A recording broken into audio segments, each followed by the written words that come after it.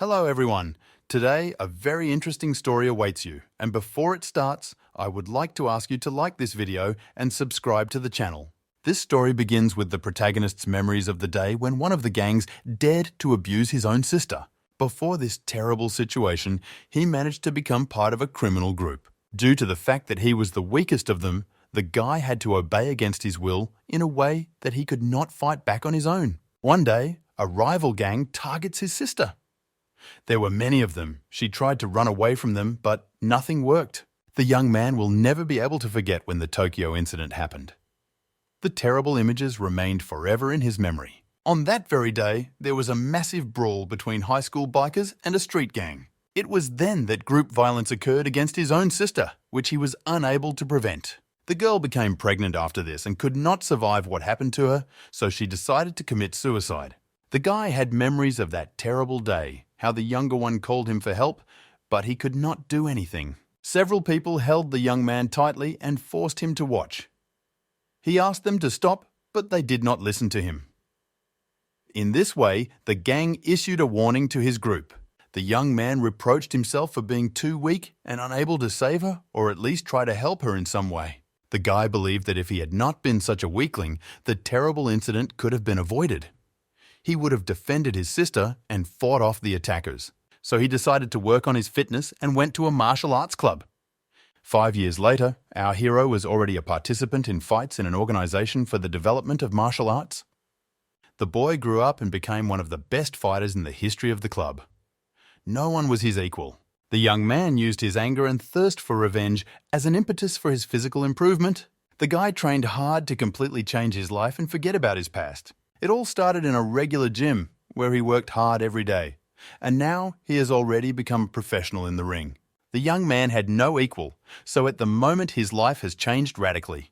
But a huge feeling of guilt and memories still did not allow him to exist in peace. The fact that the guy has now become stronger does not allow him to go back to the past and change the course of events. A few days later, Sujimon invited our hero to participate in match fixing, the outcome of which has already been determined. Of course, not for free. The man said that everyone considered the guy invincible because no one had ever managed to take victory away from him. Behind the scenes, huge bets are being placed on him. The young man had to give in once in a fight, and after that, a fight for the champion title would immediately be organized. After hearing such an offer, Gozi apologized and said that he was forced to refuse. Sujimon was dissatisfied and asked whether the young man understood that all the profit of this organization rested on them. But the guy was adamant and replied that if there were no more questions for him, then it was time for him. He didn't become stronger in order to lose. Gozi felt a little stupid because fighting for the champion title was his dream, but he was not going to embarrass himself in the ring. After the conversation, the young man went straight to collect his things. His friend said he was being reckless. Kenji Furutachi didn't understand why he was going to leave and whether he really thought it was the right thing to do. But our hero believed that there was no other way out because he had made an enemy in Sujimona, so he would no longer have peace here. After taking a sip of water, the young man looked at the empty suitcase and heard his friend ask what he was going to do next. Gozi replied that even if he became a champion, the money would not increase, so the young man would return to his hometown and get a job. With his physical form, it will be easy. Kenji remembered his friend's request and said that he had asked his friend, a detective from the investigation bureau, about this issue, after which he handed over information about the Tokyo incident to him and asked why he needed all this. Our hero replied that he just wanted to find out the truth. After all, after the crime, he was not informed about the identities of the perpetrators and the punishment they suffered. Furutachi clarified whether the guy was going to take revenge. In this situation, there is no need to do such stupid things. Then he added that the young man is so strong that he can kill with his bare hands, so you need to be careful. Gozi had all the information about the criminals on hand, and now he could easily find them and destroy them. But it was too late. The past cannot be changed. The most important thing is that Chisato herself would not want this. Our hero thanked his friend for the information provided, but he asked again if the guy was going to take revenge. The young man swore no. This is only thanks to the fact that Kenji stopped him. The invincible fighter's legs suddenly gave way, and Furutachi, showing a bottle of water, said that it had finally begun to act. Then he stated that his parents' old house was currently on fire. The guy was surprised by this. Kenzie said that he really thought that after refusing, he would be released so easily. The organizer of fixed fights is Kisaragi Toma. Our hero thought to himself that if this is really true, then arson is this man's style. Gozi did not understand why his school friend did this to him and betrayed him, because he had never done anything bad to him. Furutachi replied that the stronger the guy became, the more he hated him. After some time, our hero woke up in a warehouse, tightly tied to a chair. The same Kisaragi stood in front of him and silently smoked a cigarette, watching him. Noticing that Gozi had woken up, the man said hello and said that they had not seen each other for a long time. Then he asked if he knew why he was here. Our hero responded with silence. Then Thomas said that he would never leave this room alive, so one last time we could talk. Stuffing out his cigarette, he said that on that day, the champion's sister was violated for a reason. The organizer of this was he personally, and the guys were specially selected as a target. The young man was discouraged by what he heard and did not understand why he did it. Our hero began to remember that on that day, his sister was lured into a certain alley by the girl Kisaragi, and he himself ended up there because he was a member of a group headed by Toma. So everything fits together. Gozi said that if everything said is true, then why is he poisoning his life? But he replied that he would not tell him. After which he began to take a pistol out of his pocket and say that this would be his last fun with him. Finally, the guy decided to ask if his sister died only because the head of the gang didn't like him for some reason. The man replied that that was exactly the case. Then he shot our hero in the head.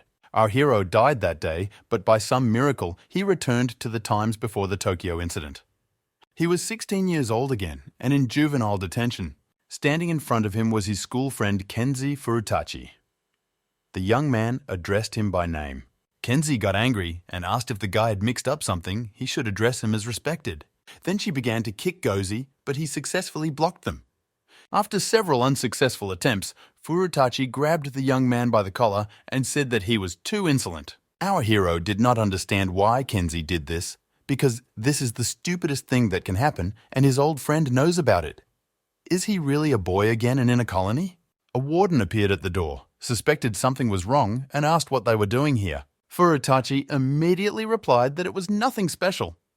They were just joking with each other. But the policeman, of course, didn't believe him and thought that a little later he would dance with him. Our hero began to remember that it seemed his name was Mr. Yama, but still could not believe that he had returned to the past. It seemed like something out of the realm of fantasy. The guy also could not forget how he ended up in the colony. He was the number 6 in the Kisaragi group. On that very day, a fight broke out. All responsibility was placed on him, so he ended up in a juvenile prison. It was during those times that Toma began to make a name for himself in criminal circles. The man beat everyone who got in his way, so he made many enemies. This was his way of making everyone afraid of him. The colony was a veritable brood of snakes, in which there were a large number of boys from different gangs, and everyone was well aware that our hero was a Kisaragi man. For a weakling like him, it was like being caught in a lion's cage. Various insects were constantly thrown into his food, and this had already become commonplace. While the guards were not looking, the young man was beaten by all and sundry. This was part of the daily routine. Prison can be called one of the worst moments in his life, but the guy will never be able to forget some event that happened there.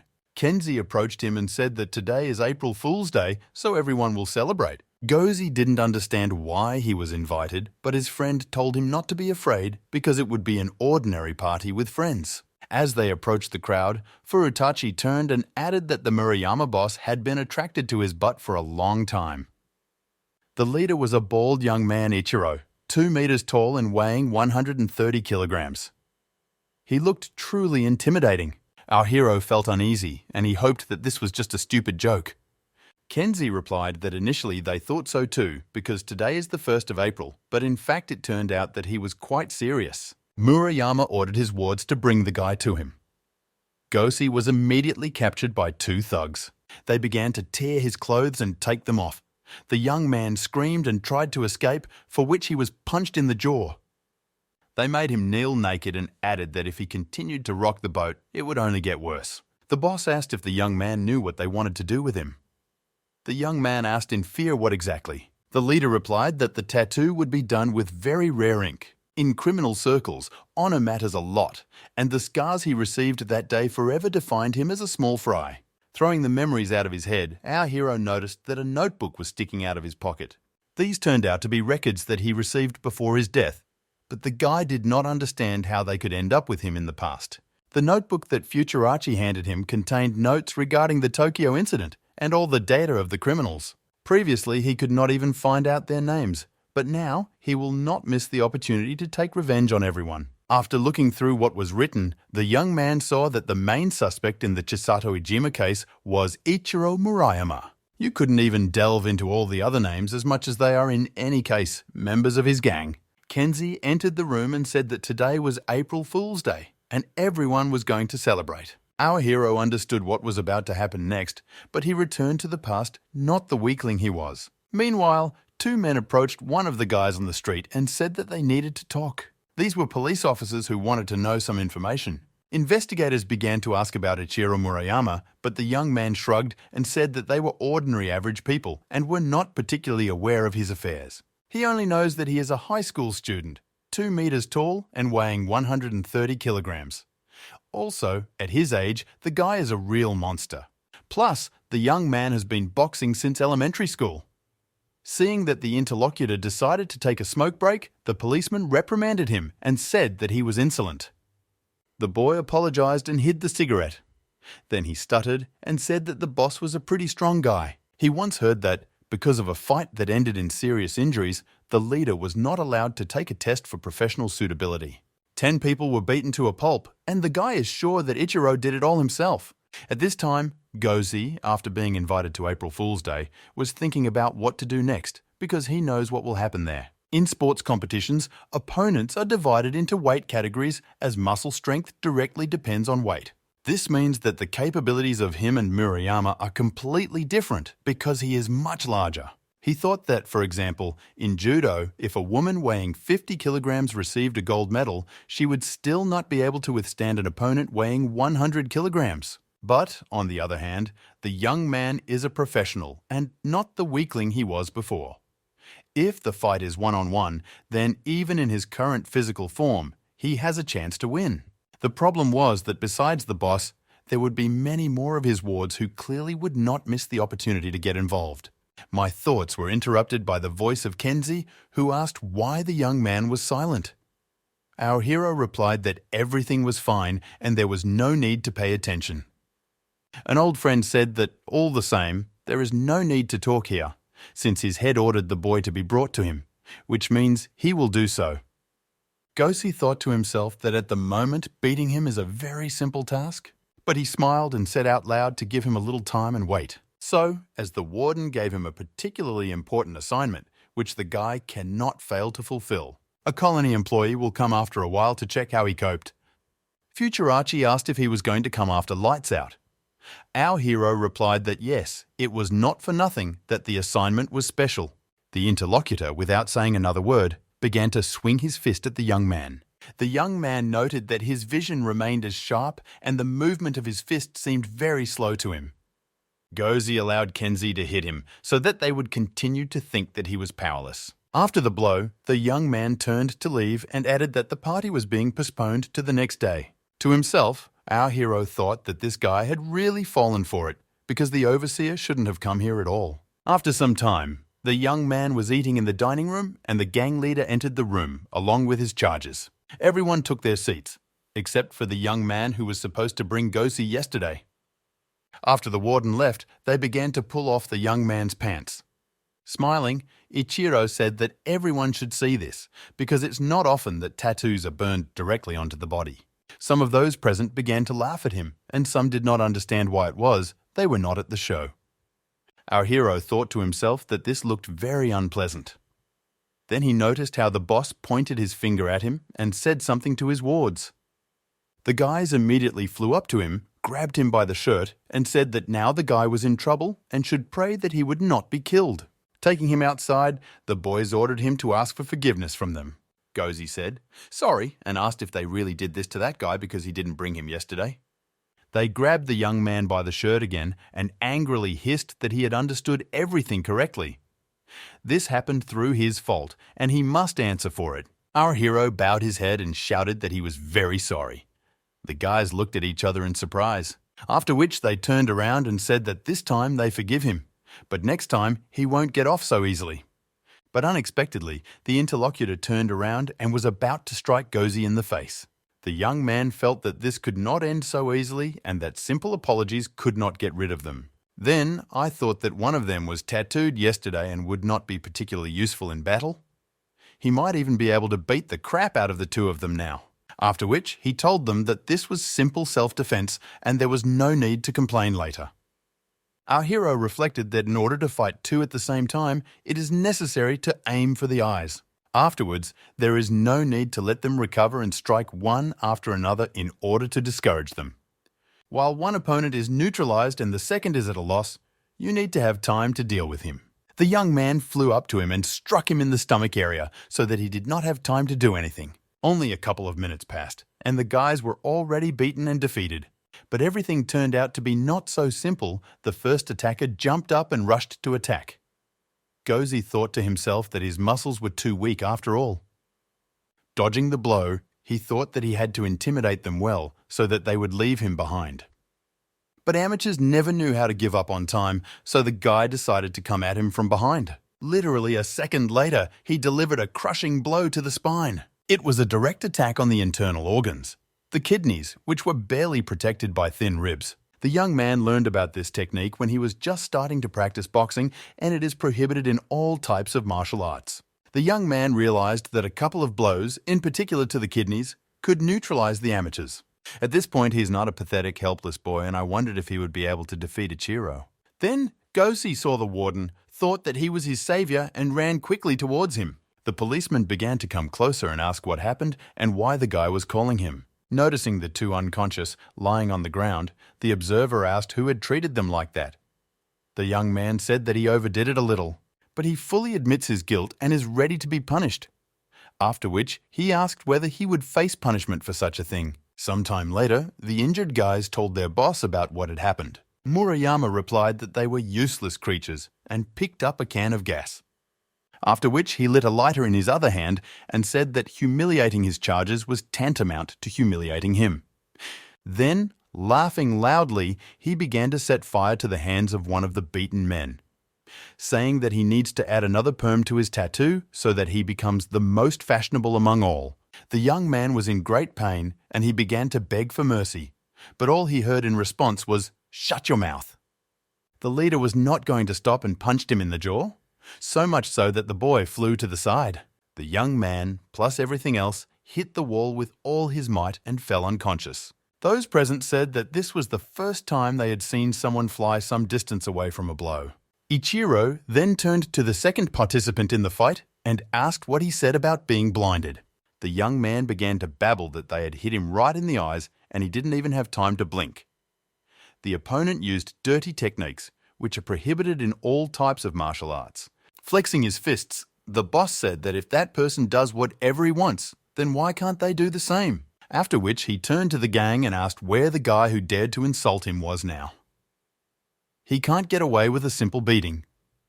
Murayama shouted that he would not leave a wet spot for what he had done. The young man is not going to endure such humiliation. One of his charges cautiously reported that it looked like he had been put in solitary confinement for 4 weeks. Meanwhile, Gozi in his cell was thinking that there was nothing to be happy about yet. He has a lot of work ahead of him to improve himself. The locals are not at all different from animals, so you need to show them who you are in the food chain. Without this, they will again try to make him a 6. The guy thought that he couldn't waste another minute and needed to start training.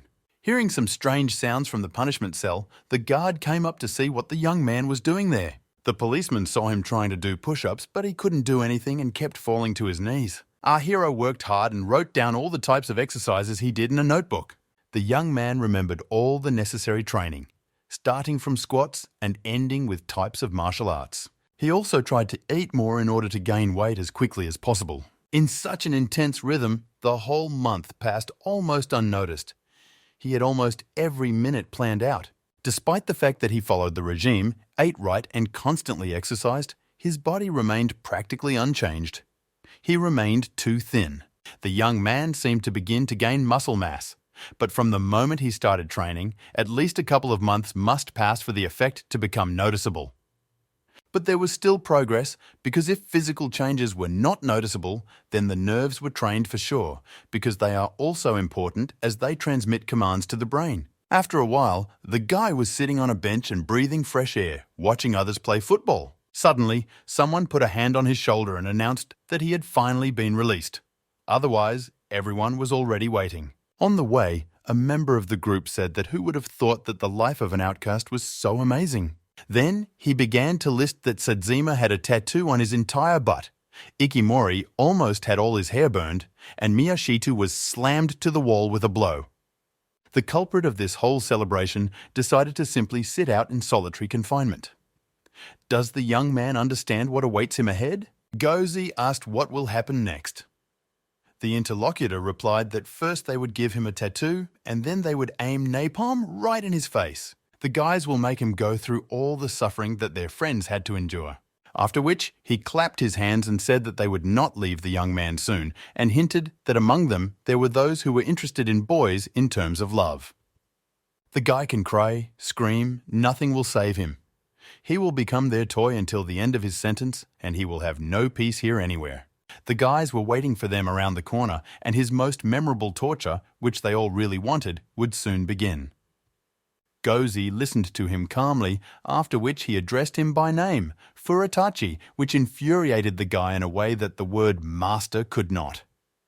Our hero repeated all the threats and wishes he had said, after which he clarified whether he had said everything correctly. Then, without wasting any time, he began punching his old school friend in the face. Finally, he performed a control kick to the head, and the opponent was defeated. After Furitachi fell to the ground exhausted, our hero pushed his head with his foot. Then he added that he was happy with everything, because he was not going to forgive anyone anyway. Meanwhile, around the corner, the young man was reasoning out loud that, be that as it may, he still couldn't burn people. This is extremely cruel. Another asked that he doesn't like to mock the weak, because that's why they end up in a group. Then the guys wondered why number 2 had been missing for so long. Because his task was only to bring the offender to the right place, but he had disappeared somewhere. Suddenly, Gozi appeared from around the corner, completely alone, and those present began to guess that Furitachi had been beaten by him. One of them said that with the effect of surprise, anyone can become a winner. Then, rubbing his fists, he added that in a fair fight, this weakling would never win. Our hero at this time was thinking that there were 5 of them, that is, numerical superiority, and, as a bonus, that they had been fighting for several days. Assessing his capabilities, the young man understands that the best tactic in such a situation is to escape. But if he runs away and chickens out just once, these guys won't leave him alone until his last breath. Therefore, he decided that first he needed to cut off the head of the snake, that is, their leader, who was asking for it.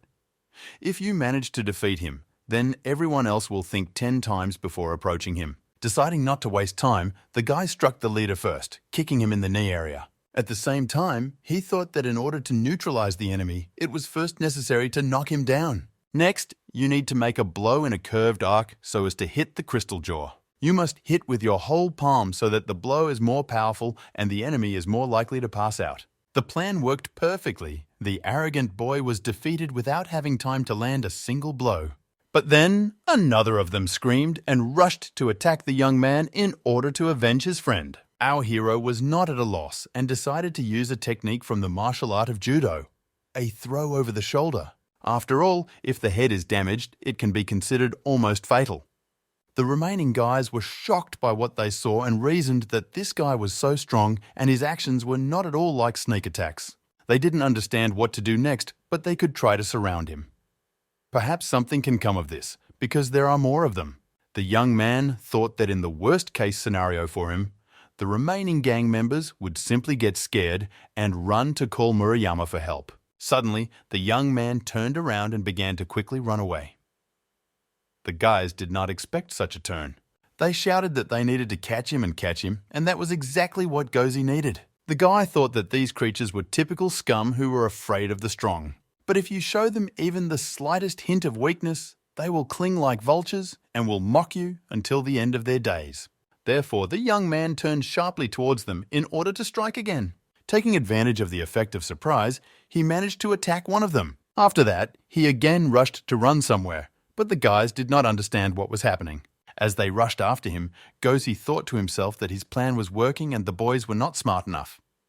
The young man purposefully led them into a dead end in order to realize his plans. The gang members were happy that they had finally managed to catch up with this impudent man who had created so many problems for them. But the guy was not going to give up and stood up. One of them asked how he wanted to defeat him one-on-one. Not paying attention to his questions, our hero flew up to him and struck him in the jaw. The blow was so strong that the young man fell unconscious. Then Gozi approached another boy and said that he was next. Then he added that now they would definitely fight one-on-one, because all his other friends were passed out.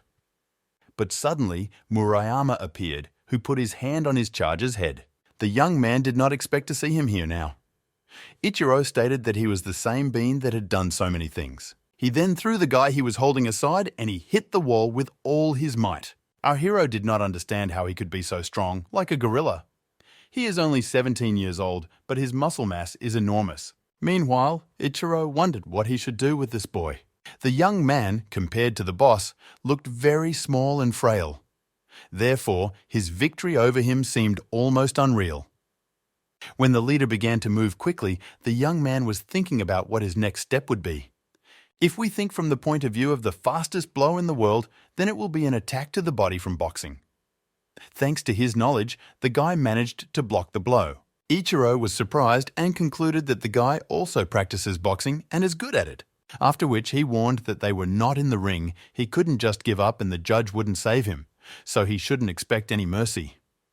Then our hero began to strike him with blows and skillfully dodged the retaliatory ones. Murayama was taken aback by the fact that he could not even follow his fist, let alone deflect or block the blow. Gozi understood their difference in weight and his blows were not at all noticeable to his opponent. But if Ichiro hits it, then you can immediately say goodbye to your life. Its power was simply incredible, since he is a heavyweight and a monster in physical strength. There are practically no equals in the ring. Suddenly, the leader was a centimeter away from our hero, and he noted that Murayama was also fast. This time, it was impossible to avoid a direct punch to the face. But the young man knew that if he moved his body along the trajectory of the blow, the damage caused would be less. Without wasting any time, our hero was about to strike back, and the boss noted that it seemed his target would be the eyes. But the guy grabbed Ichiro by the head and sharply slammed his face against his knee. It was one of the boxing techniques inspired by a certain breed of dog. It is quite dangerous, but if the enemy is several times larger, then the desired effect will not occur.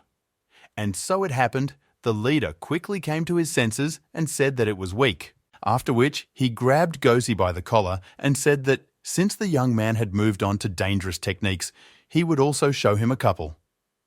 The thug began to lift him into the air. The guy thought to himself that he couldn't get confused. He needed to find support for the blow. Ichiro's favorite habit is to beat his opponent to a pulp, thereby demonstrating a huge difference in strength. Therefore, there was no time to waste.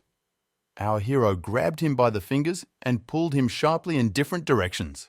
Murayama screamed in pain, holding his hand, on which 2 fingers were broken. The guy noted that whether it is self-defense or boxing, when an opponent grabs the collar, he must be prepared for the fact that his fingers may be broken. Watching the leader go berserk, the young man reflected that he had an abnormal amount of muscle, gigantic height, and an obsession with fighting. His brain is more like an animal's than a human's, as fights are like a drug for him, and he cannot exist calmly without them. After this attack, our hero felt pain. The leader, it seems, managed to break his finger. The young man then began trying to grab the thug and throw him to the ground. He succeeded, and the guy immediately twisted his arm using a painful hold. But Murayama easily began to lift him with one hand, as if not feeling any pain and as if the young man was some kind of fluff. And he threw Gozi at the wall, saying that he was not the first who started boxing and decided to challenge him. While Ichiro was showing off, the young man rushed to attack him and abruptly knocked him down. after which he stated that he did not want to brag, but few people managed to defeat him. Then he repeated Murayama's words that they were not in the ring. He couldn't just give up and the judge wouldn't help him. The young man began to strike his face one after another with no intention of stopping.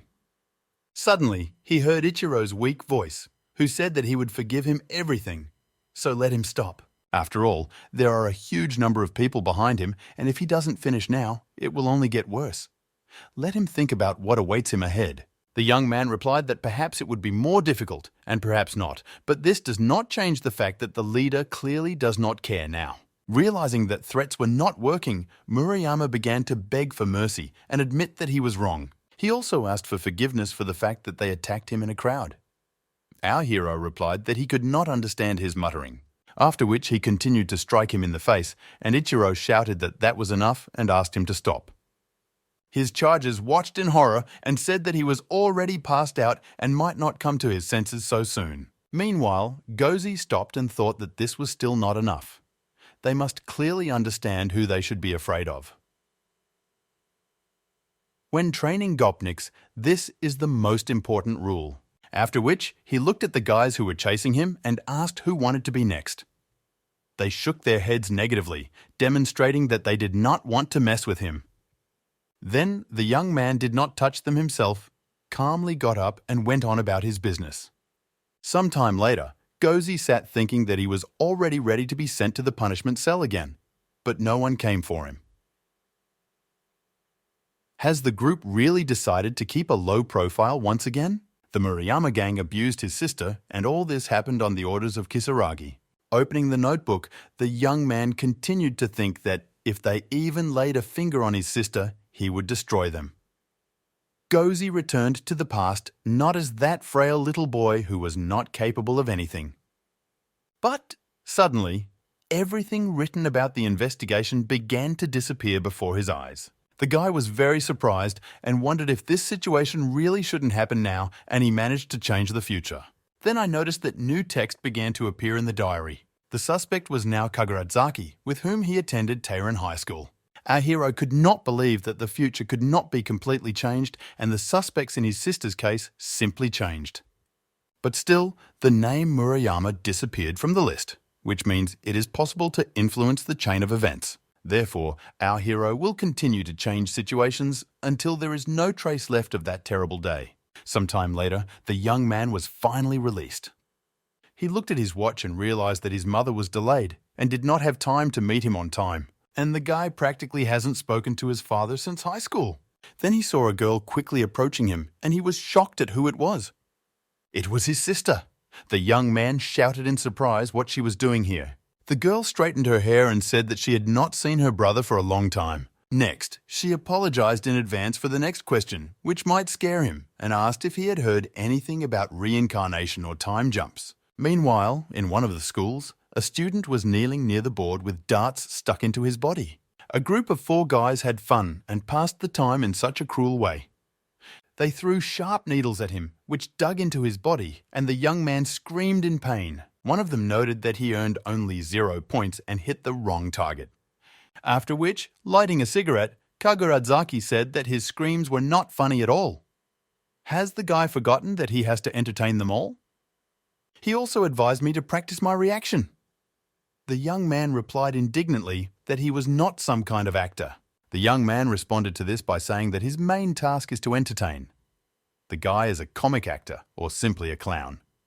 After which, he began throwing darts at him again. The tormentor became bored and wished that at least something interesting would happen.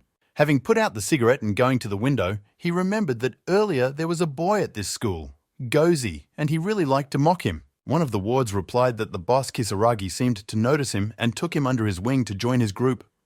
If they start mocking him again, won't they turn their head against themselves? It's better not to touch his people again and not create unnecessary trouble for yourself. The young man silently took out an awl and pierced the nasal septum through the man who voiced this. Watching the guy writhe in pain, the high school student said that Kisaragi dropped out of this school, which means he is now the boss here and will do as he sees fit. Then he added that he was aware that he was looking after Gozi and for some reason was painfully obsessed with him. It was not clear what connected them so much. But he's not afraid of Kisaragi, and mocking that boy is very fun and interesting. This was always his favorite pastime. Meanwhile, in the colony, Ichiro and Kenzi talked about how the Gosi boss behaved like a lone wolf until the last day of his imprisonment. Murayama said that he did not want to have anything to do with them. Then why did the young man become so attached to him? He replied that he was used to bending under the strong, but that was not the point. The young man had an incomprehensible feeling that he was destined to follow this man. Murayama laughed loudly at what he heard and said that he sounded like a girl who had fallen head over heels in love. Furutachi replied that the guy should stop mocking him because for him it sounds strange, but he feels that it is right, as if it was destined to happen. But nevertheless, when he tried to establish a relationship with him, Gozi rejected him more than once, and the young man did not understand why. Then he added that, by the way, their boss is very strong. Ichiro couldn't argue because he defeated him. Then Kenzi asked if he was the strongest high school student of all. Murayama asked if he had ever heard who is the strongest. The young man replied that this was Iki Yatsuki. The former boss replied that he was just an amateur and didn't know much about martial arts. Little could he have imagined that Gosi would be able to take him down with almost one blow. At this time, the sister asked if the young man knew anything about reincarnation or time jumps. The guy asked confusedly what she was talking about. Chisato laughed and concluded that he didn't understand anything about this, so it was useless to ask. Then she added that it was her friend who put her up to this. The brother asked what other friend. She replied that her friend's boyfriend had become interested in the occult and wondered why he was so interested. The young man remembered that, judging by the notes in the notebook, his sister was lured into that very alley by the girl Kisaragi. The young man got very angry and shouted who exactly her friend's boyfriend was. The unsuspecting girl smiled and replied that this was his old friend, Kisaragi. Already in his home, the young man wished his family a bon appetit before starting to eat. After tasting the food, the guy noted that it had been a long time since he had eaten karage cooked by his mother in a special homemade sweet and sour sauce. It was very tasty because in his previous life, he returned home only on holidays. Now it's time to move on to the main dish. You might think it's a steak with a large portion of garlic, but only an amateur who doesn't know his mother would think so. The pinnacle of her culinary art has always been omurice, fried rice wrapped in an omelette and topped with ketchup. For the young man, it was divinely delicious and he could not stop eating it. After finishing dinner, Gozi said that there was nothing better than his mother's food, and he realized that previously he had hardly shown them the respect they deserved. The family looked at him with their mouths open in surprise. Then he turned to his mother, and she in turn stammered, asked what he wanted. The young man asked for more and handed the plate into her hands, after which he said, "Thank you." His relatives began to look at him with even greater surprise, and his mother asked him what he had just said. The young man replied that he thanked her and, looking at their faces, asked what was happening to them. The mother replied that he had changed a lot since the juvenile colony. It dawned on our hero that at this age he had a severe rebellious period and did not behave in the best way. His family was a little afraid of him. Mom asked if he changed so dramatically because he met a good mentor. The young man replied that Warden Yama was very persuasive, after which he laughed and thought to himself that it would be easier for them to believe this version, but the policeman was really a good man. A little later, sitting in his room, the guy was thinking about why Kisaragi started talking about reincarnation and time travel. Immediately after talking with Chisato, his girlfriend called her and said that he had disappeared somewhere and was not picking up the phone. For about a week, no one knew where he was. While our hero was serving time for him, the former boss moved from place to place. He had a lot of enemies, so he always had bodyguards around him, and for this, he founded Mabudachi. This squad, with a terrible name, accepted only martial artists or those who became famous in street fighting. It was so easy to get into it. A person must have achievements. There is a high chance that the young man will have to fight Kisaragi and his thugs. But while there is time, you need to take care of your physical fitness and develop your body. Walking down the street, Gozi noted that he doesn't have money for gym classes yet, so dumbbells and a horizontal bar will do for the first time. Dumbbells can be used as additional weight during squats and also during pull-ups if you put them in a backpack and hang it on your back. Suddenly, his thoughts were interrupted by a male voice that greeted him. He was an assistant juvenile inspector at the Hakao District Police Station, and his name was Saito. Our hero replied that nothing has changed, and he still can't believe that the man is now not a bad guy, but a law enforcement officer. Saito replied that this is not surprising because he used to lead a gang, and in their department, former Yakuza is common. Gozi began to remember that by this time he had already been expelled from the gang, suspecting that he was stealing money from the common fund. And after a couple of years, he will be fired from the police for distributing official information for money. The man put his hand on our hero's shoulder and said that he urgently had to go to the police station with him. The young man asked why. The policeman replied that the guy had just recently left a juvenile detention center and he wanted to teach him a couple of judo tricks so that he wouldn't relax. The young man thought to himself that by tricks he meant beating the fool for fun. He always did this before when he was in a bad mood and his hands itched. The young man calmly asked what would happen if he said he didn't want to. Saito immediately squatted down, covered his head with his hands, and began shouting that it hurt him. There was no need to hit him, and just don't do it with his feet. After which he calmly stood up and said that the guy was now arrested for assaulting a police officer and resisting arrest. Gozi was extremely outraged by this. The man added that no one will figure out who is right and who is wrong. Moreover, few people will believe that the policeman fell to the ground and began to imitate his own beating. Looking at the confused guy, Saito told him to better agree as long as he is kind and does not use physical force. At the judo club, the policeman began to remember that he really liked doing it as a child and even earned third dan. Newbies will never be able to stand up against him, so he will beat Gozi until he loses consciousness. Saito began to attack him, but the young man blocked the attack without much effort. And he noted that he was so serious about it, but it looked like he hadn't maintained his shape at all and was just rusty from all the time. With such abilities, he is no rival to our hero at all.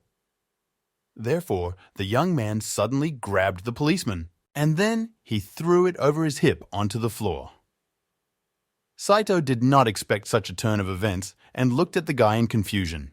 The fighters watching this were surprised that this gentleman was quickly knocked down by some newcomer, but then they thought that he was unlikely to be new. Kodai headed towards them, and the second interlocutor asked where he was going. The man replied that he was a judo teacher at the police station, so why not give the guy some advice? He was a sergeant and belonged to the police training department in the Hakao region. Former Olympic champion, Saito stated that the boy only managed to knock him down because he was not alert. But against the guy coming at them, Gozi doesn't stand a chance like he is a former champion. Kodai laughed and said that it seemed like the gentleman missed training too often. Then he turned to our hero and said that there was some truth in losing vigilance, but throwing himself over himself was not easy. It looked like the young man had a lot of experience, even though he was wearing a white belt. It won't work to pretend to be a beginner in front of him, and Saito himself is to blame for being so easily fooled. Examining his new opponent, the guy noted that he had a good physique, and in this form he could still set the heat. The young man realized that this was an ideal option for an ongoing assessment of his abilities, because he did not yet really understand the state of his body and martial arts skills. If he had been injured or dressed inappropriately, he would have lost to such a pro anyway, but now he is full of strength and in a sports uniform. While bowing before the start of the fight, the police station trainer was wondering what this kid would do next. The young man, without wasting any time, immediately rushed to the attack. Kodai guessed what he wanted to do, which was a double-leg takedown. This is a judo technique that allows you to instantly destroy your opponent. Meanwhile, Gozi raised him above himself, after which he threw him to the ground, then he could be turned over into a comfortable position for a chokehold. But at the moment, he won't do this yet, and he won't be able to, as his muscle mass leaves much to be desired. The coach was taken aback and asked what it was just now, a wrestling technique or Brazilian jiu-jitsu. The young man thought to himself that it was not surprising that such a professional had almost guessed right. Kodai asked what school he was from. The young man replied that he was from Tehran High School. The man noted that this is a real paradise for criminals, and this place is very bad to joke with. Then he added that Gozi clearly has talent and would he like to try himself in judo because he can clearly reach Olympic heights. The guy thought that he should now be in his second year of high school. His body will grow and develop. but his technique will remain the same. He can hone his skills to excellence. It will not be an easy path, but he will definitely succeed. Unfortunately, he was forced to refuse as he had long known in which ring he should perform. Kodai was disappointed, but asked if he would attend one more of his classes. The young man replied that he would have to give up this too. The coach asked why. Gozi replied that he does not like to take part in fights in which the outcome is already clear, because in judo he cannot defeat a policeman. Kodai asked if he was implying that without judo, the man was no match for him. The guy did not answer this question and waved his hand and said that he had to get up early for school tomorrow. I thought to myself that it was time to destroy this hornet's nest. The next day at school, the tormentors chose a new victim as a dart target. The leader was bored again. It started to amuse him, but very quickly it became uninteresting, so he said that the guy was free for today. Plus, today, straight from the juvenile detention center, his old favorite toy returned. This young man is a student at Tehran High School. He believes that if there were a bottom in the world, this school would definitely break through it. The average score among all students is 34 points out of 100, and this is considered success. It's absolutely not difficult to enroll here. You just need to know how to spell your name. And if you also know your last name, then you can consider yourself an excellent student. He had to enroll in this place because he was too much trouble in his last high school.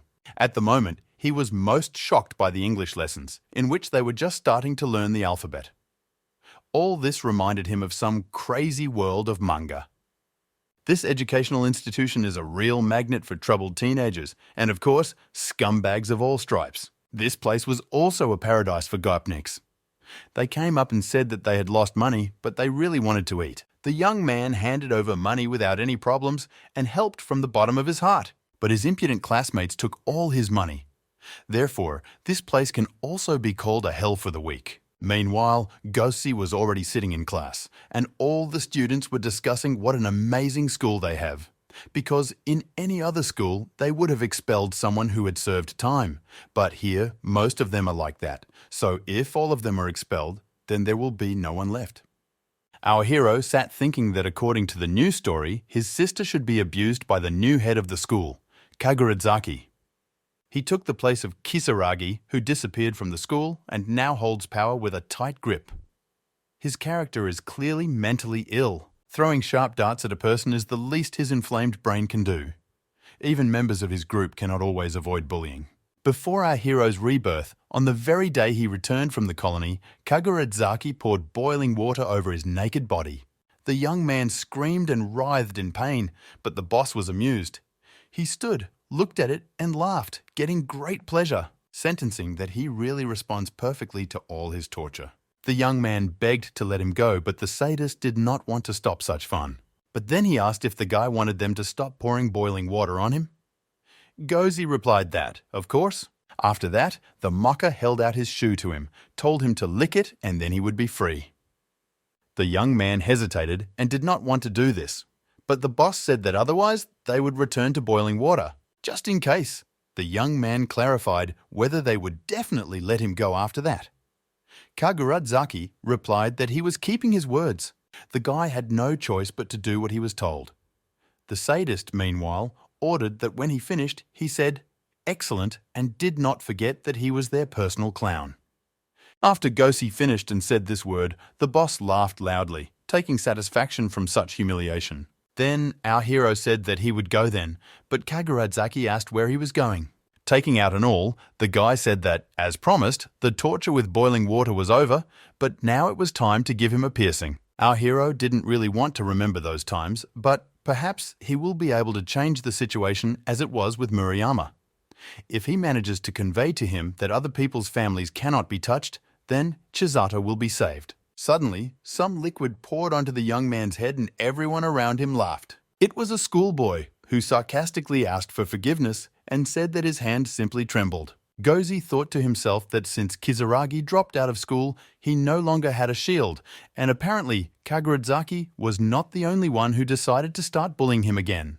The impudent man asked what happened to the young man. Did he really like oolong tea that much? But our hero replied that he preferred green tea. The offender laughed and turned to those around him and said that this guy was a real comedian. They doused him with oolong, and the young man suddenly started talking about green tea.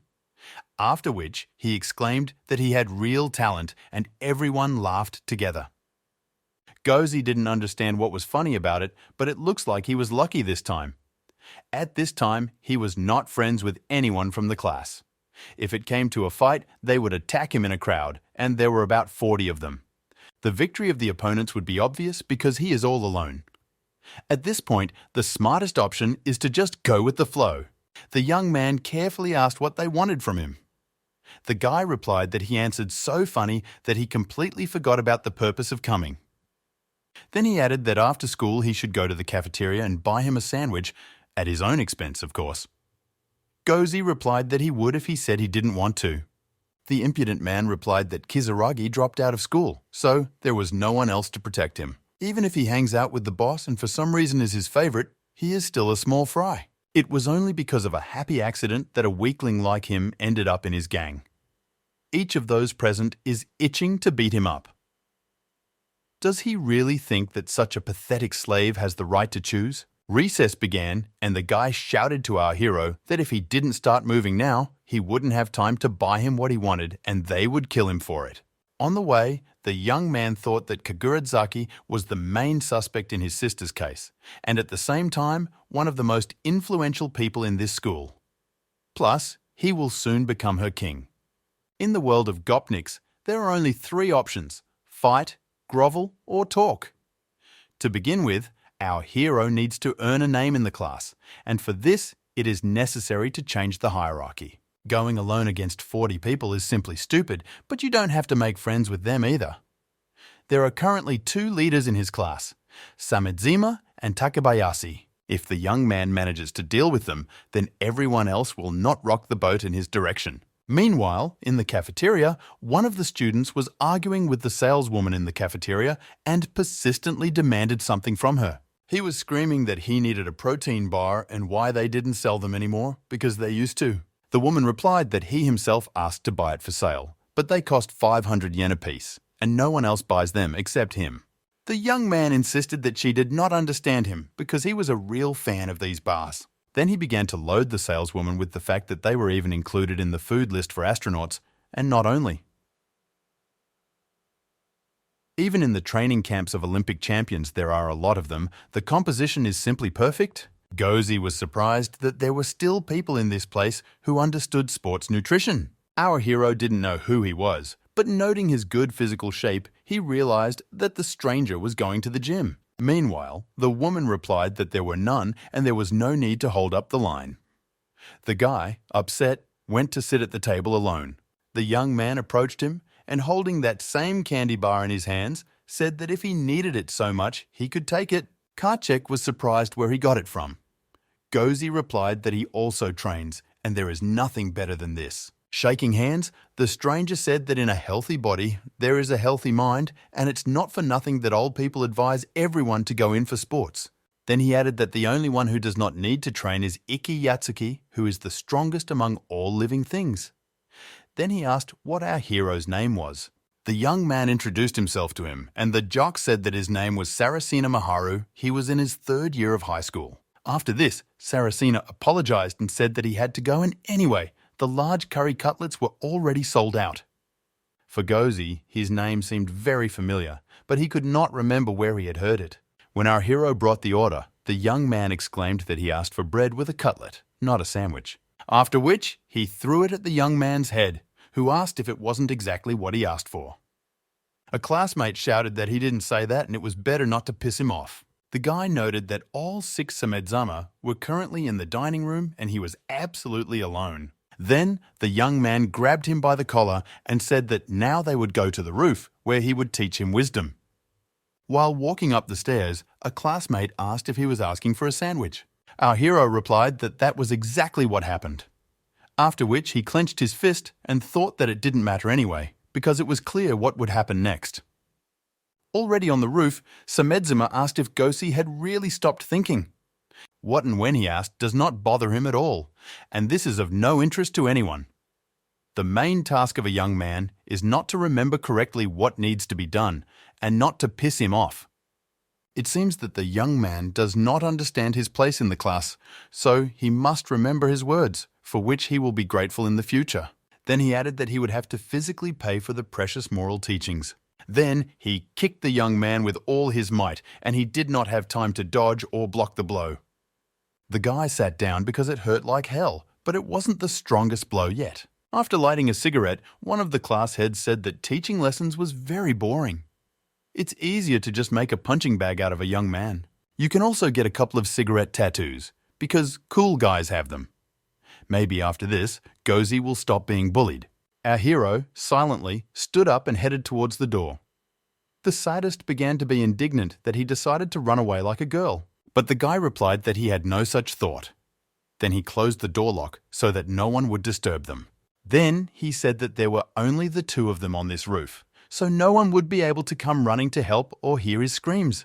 Hearing this, Samedzima laughed loudly and asked what nonsense he was talking about. But he didn't laugh for long before he was suddenly punched in the nose and began to fall to the ground.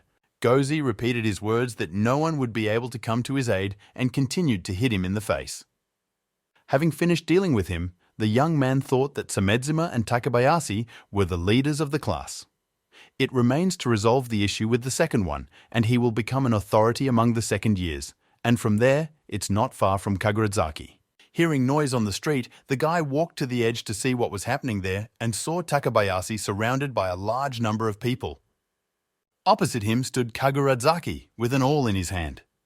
Our hero remembered this moment perfectly. In the third year, the boss began to gain authority among the second years. Except for force and intimidation, he did not use anything else. Takabayashi, their unspoken leader, therefore became a victim of this mentally ill guy. He was brought to the stadium and publicly fined. Under this word, terrible things were hidden.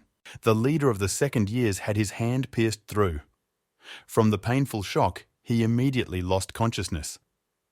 It was from that moment that gradually all the second-year students bowed to the power of Kagurazaki and became his sixers.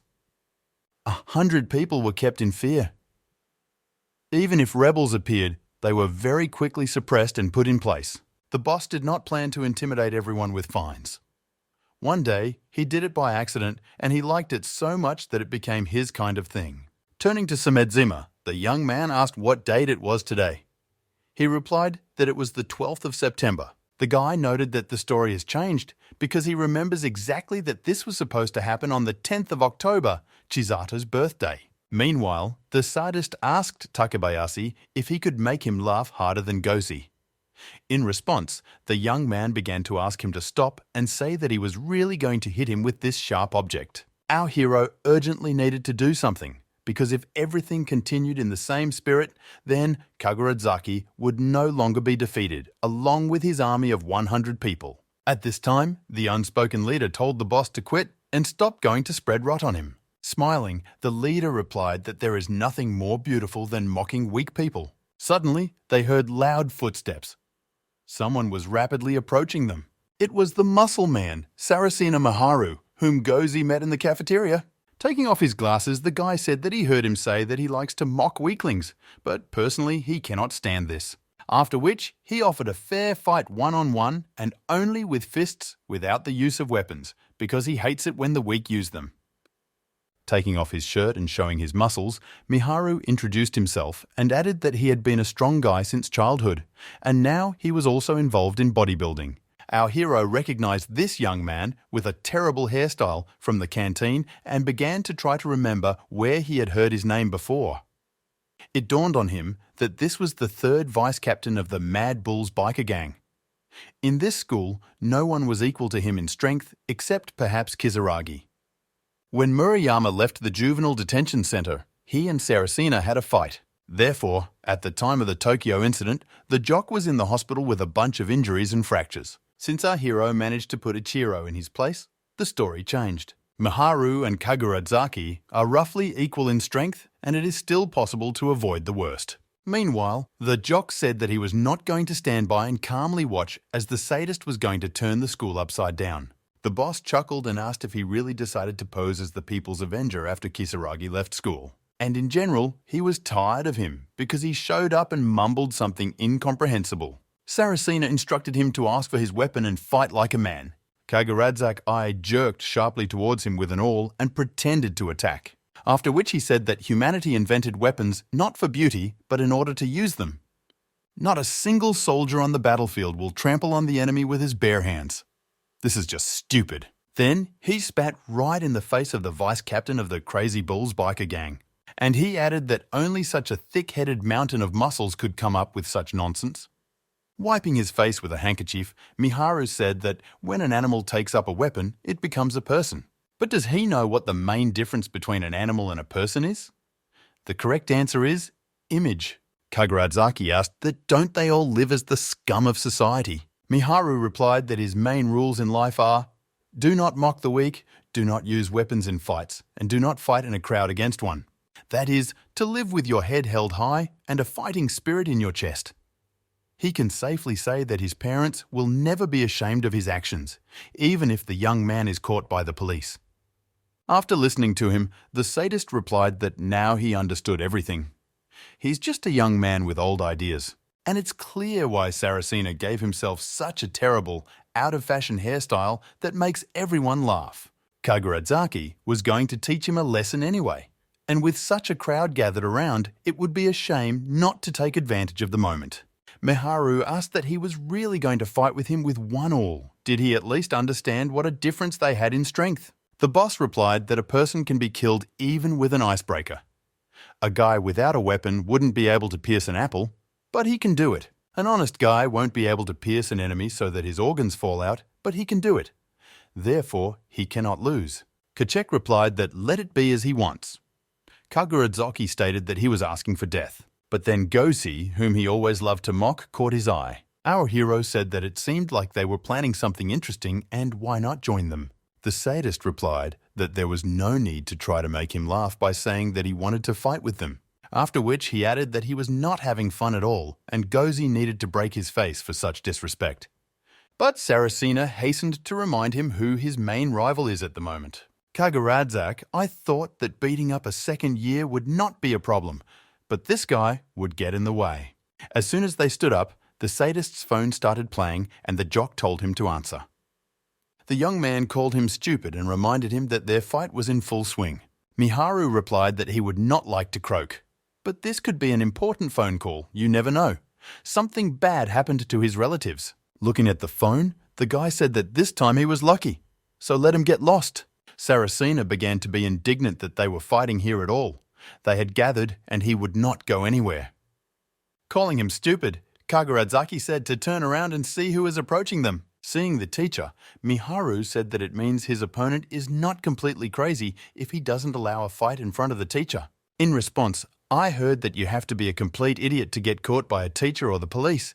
Even in battles, you always need to think with your head. After which he began to leave, saying that they would finish what they started later, and now was not the right moment.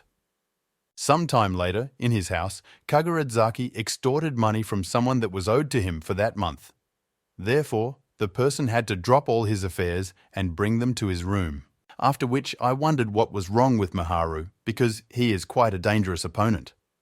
At school he acts like a loner, so no one bothers him. But outside of it, he is the vice captain of the Raging Bulls biker gang.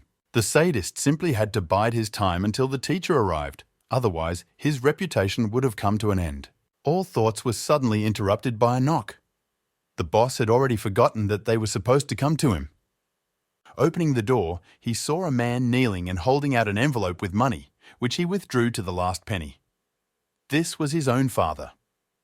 While Kaguradzaki was counting the money, Dad asked if he could have his share. Having counted out a certain amount, the young man handed it to his father and said that it was for pocket money. Dad said there are 20,000 more here than usual.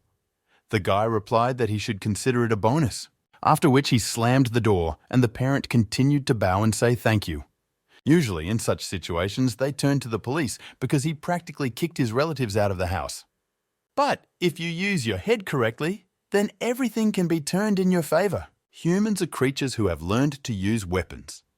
In order to defeat an opponent, they are ready to unite in packs. But also, they are the only creatures who are willing to do anything for money. Kaguradzaki called someone on the phone and said that he wanted him to kill one person. The reward will be 1 million. His target is the vice captain of the Crazy Bulls biker gang. It will take about 50 people to commit a crime. Meanwhile, leaving the cafe, Saracena said that although Gozi looks very frail, he has an excellent appetite. Our hero asked him to shut up, calling him an old man because his body was still developing. Miharu replied that he admits that they are both sports fans, but stop calling him an old man. Then he added that he didn't know about such an eatery where you can pay as much as you want by paying 700 yen. The young man replied that this place has remained virtually unchanged for the past 10 years. When he had no money, this establishment became his salvation. Karchek picked up that, in addition, they have a salad that contains chicken filler, and this is a precious protein for every athlete. Turning their heads, the guys saw some guys, they had clubs in their hands, and they were clearly going to attack the guys, but for what reason was not clear.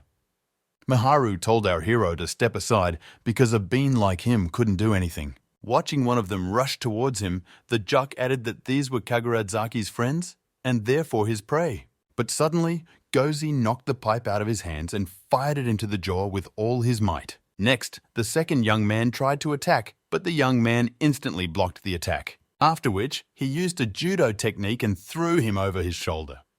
Then, the guy turned to Miharu and said that he asked not to call him a bean. Saracena was taken aback by what he saw and said that it is now clear what type of martial art he practices. The young man could have said earlier that he knew judo techniques and not have hidden it for so long. Having walked a little further, the guys encountered a large group. Some were on motorcycles, some were holding bats in their hands. Gozi didn't understand how Kaguradzaki was able to get so many people, but as usual, he approached everything with scale. While they were running, the young man noted that Saracena, with his physique, had an excellent dash. In American football, there was one giant who used to practice martial arts. He weighed 150 kilograms and accomplished the impossible, namely running 100 meters in 11 seconds. But dashes are only useful over short distances. The greater the mass, the more difficult it is to move. The young man began to think what to do next because he could not leave this old man alone. At the exit from the alley, the same group was already waiting for them. Our hero noted that they were well prepared. Miharu began to apologize for the fact that because of him, Gozi got into big trouble. The guy replied that he himself had gotten into a fight in front of Kaguradzaki, so it was absolutely not his fault. To himself, our hero thought that things were so bad, since Saracena was already exhausted, and there were at least 50 armed people against them, and they would not run much against motorcycles. The young man began to think about what to do next, and then, looking up, he saw a bridge across the road and he had an idea. He immediately called out to Miharu and told him to follow him as soon as possible. While Gozi was dragging him by the hand onto the bridge, the muscleman did not understand what was happening and where he was going. Looking around, the guy said that this was a great place because the gang couldn't surround them here, but only approach from both sides and the motorcycles wouldn't get in here. But our hero replied that the jock had misunderstood him. He decided to jump off the bridge, after which he rushed down. The young man ran into a passing truck and shouted at Miharu to hurry up and do the same. Once on the roof, Saracena said that he was not an old man. Laughing loudly, they drove on, and the gang, in bewilderment, looked after them. After some time, in the muscleman's room, Gozi asked if this was really his house. Miharu replied that he might not believe it, of course, but he had been addressed as young master since childhood, after which he offered our hero protein tea with protein cookies. When the young man took a bite, Saracena added that he personally prepared them according to his own recipe. After these words, Gozi felt awkward for some reason, and although they were very tasty, not a single crumb would fit into his mouth. Then, the young man turned to the muscleman and said that he wanted to ask him for a favor. Miharu replied that he would do his best. Just let him stop calling him an old man. Already leaving his house, our hero thought that his room was an ideal place for training, because there was everything he needed there, and now he could train there. The old man is actually a very good man. Then he realized that now he couldn't call him that. Suddenly, in an alley, the young man encountered Iki Yatsuki, who was even given a nickname, the strongest in the world. This was according to all the high school students. Our hero thought that his main problem at the moment is poor physical fitness. Compared to his body at the peak of his career, now he is just a frail weakling who is not particularly capable of anything. The reason for this problem is quite simple. He simply does not have enough muscle mass. Suddenly, he and Ikki turned to each other and got into a fighting stance. The young man wanted to kick him in the head with all his might.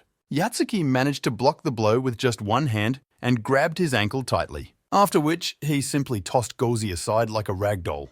The young man did not understand where there was so much strength in such a small body. This is not a person, but some kind of monster. When Ikki attacked again, the guy noted that he definitely didn't practice martial arts like that. He didn't have any practiced techniques. But he had amazing speed, and it seemed like you were fighting not a man, but a wild tiger. Looking at our hero, Yatsuki said that he is quite a strong opponent. After which, he again tried to hit the young man, but he managed to grab him tightly by the arm. Gozi then used his knowledge of techniques to throw the strongest guy to the ground. Shaking his hand, Ikki stated that it hurt. He couldn't even believe how strong he was. Then he asked who our hero was. The young man replied that he wanted to ask such a question, but suddenly they heard the sound of a motorcycle. It was a policeman who was passing by. The guys quickly disappeared from sight, and the man was at a loss because he saw shadows there, and it seemed to him that a fight was about to break out. The next day, Yatsuki was quietly having lunch, and some guys approached him and asked how he was doing. He replied that everything was fine. Yesterday, he felt that his temperature had dropped to 39. So he decided to take a walk around the city at night. One of them laughed and said that this did not look like recovery at all. Ikki asked him not to interrupt and added that during his walk he encountered an amazing person. Another young man said that his facial expression was like that of a girl in love. Did he really meet some beauty yesterday? Yatsuki responded that their first meeting didn't exactly go smoothly for both parties.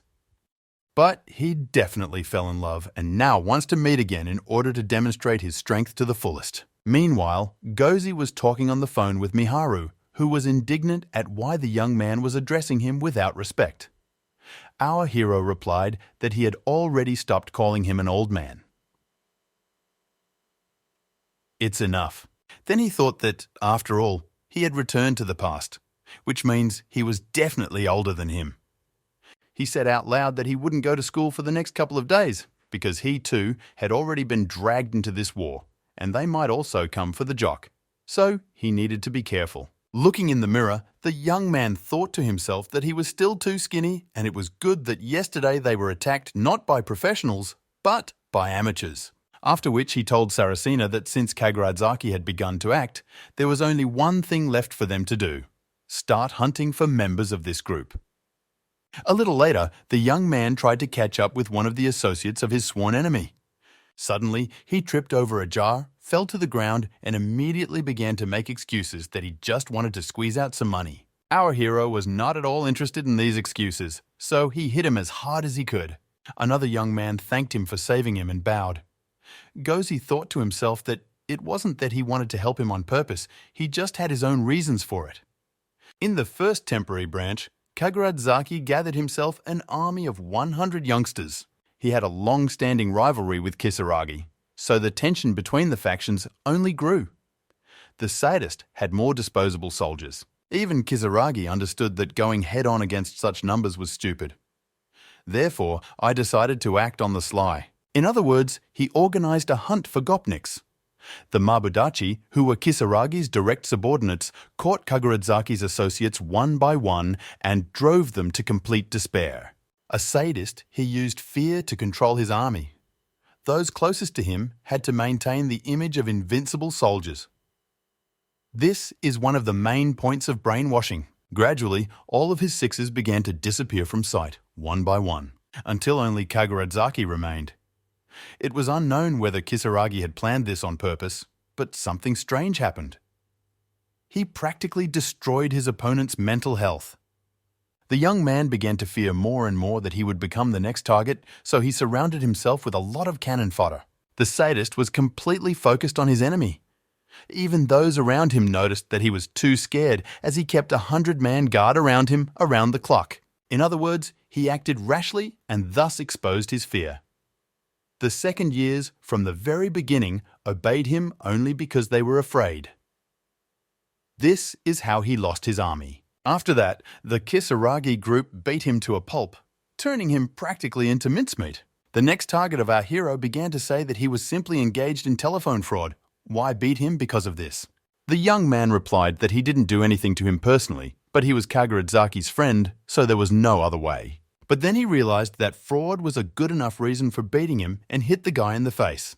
To himself, Gozi thought that he hated using Kisaragi's methods, but there were now about 50 youngsters in the Kaguradzaki army, and they all obeyed him out of fear. This is the most reliable way to put it in place.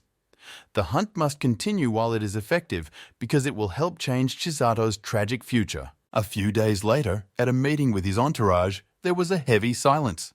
Kaguradzaki was all on edge. He jumped out of his seat, ran up to one of his relatives and grabbed him by the collar and said that if they had any problems with him or didn't like something, then let them tell him about it straight to his face. Smirking, the young man replied that it looked like his boss would soon come to an end. Getting even more angry, the sadist shouted, "Who dared to tell him such nonsense?" The guy replied that the boss was trying to get to the vice captain of the Mad Bulls, but in fact, now only all his associates are raking it in.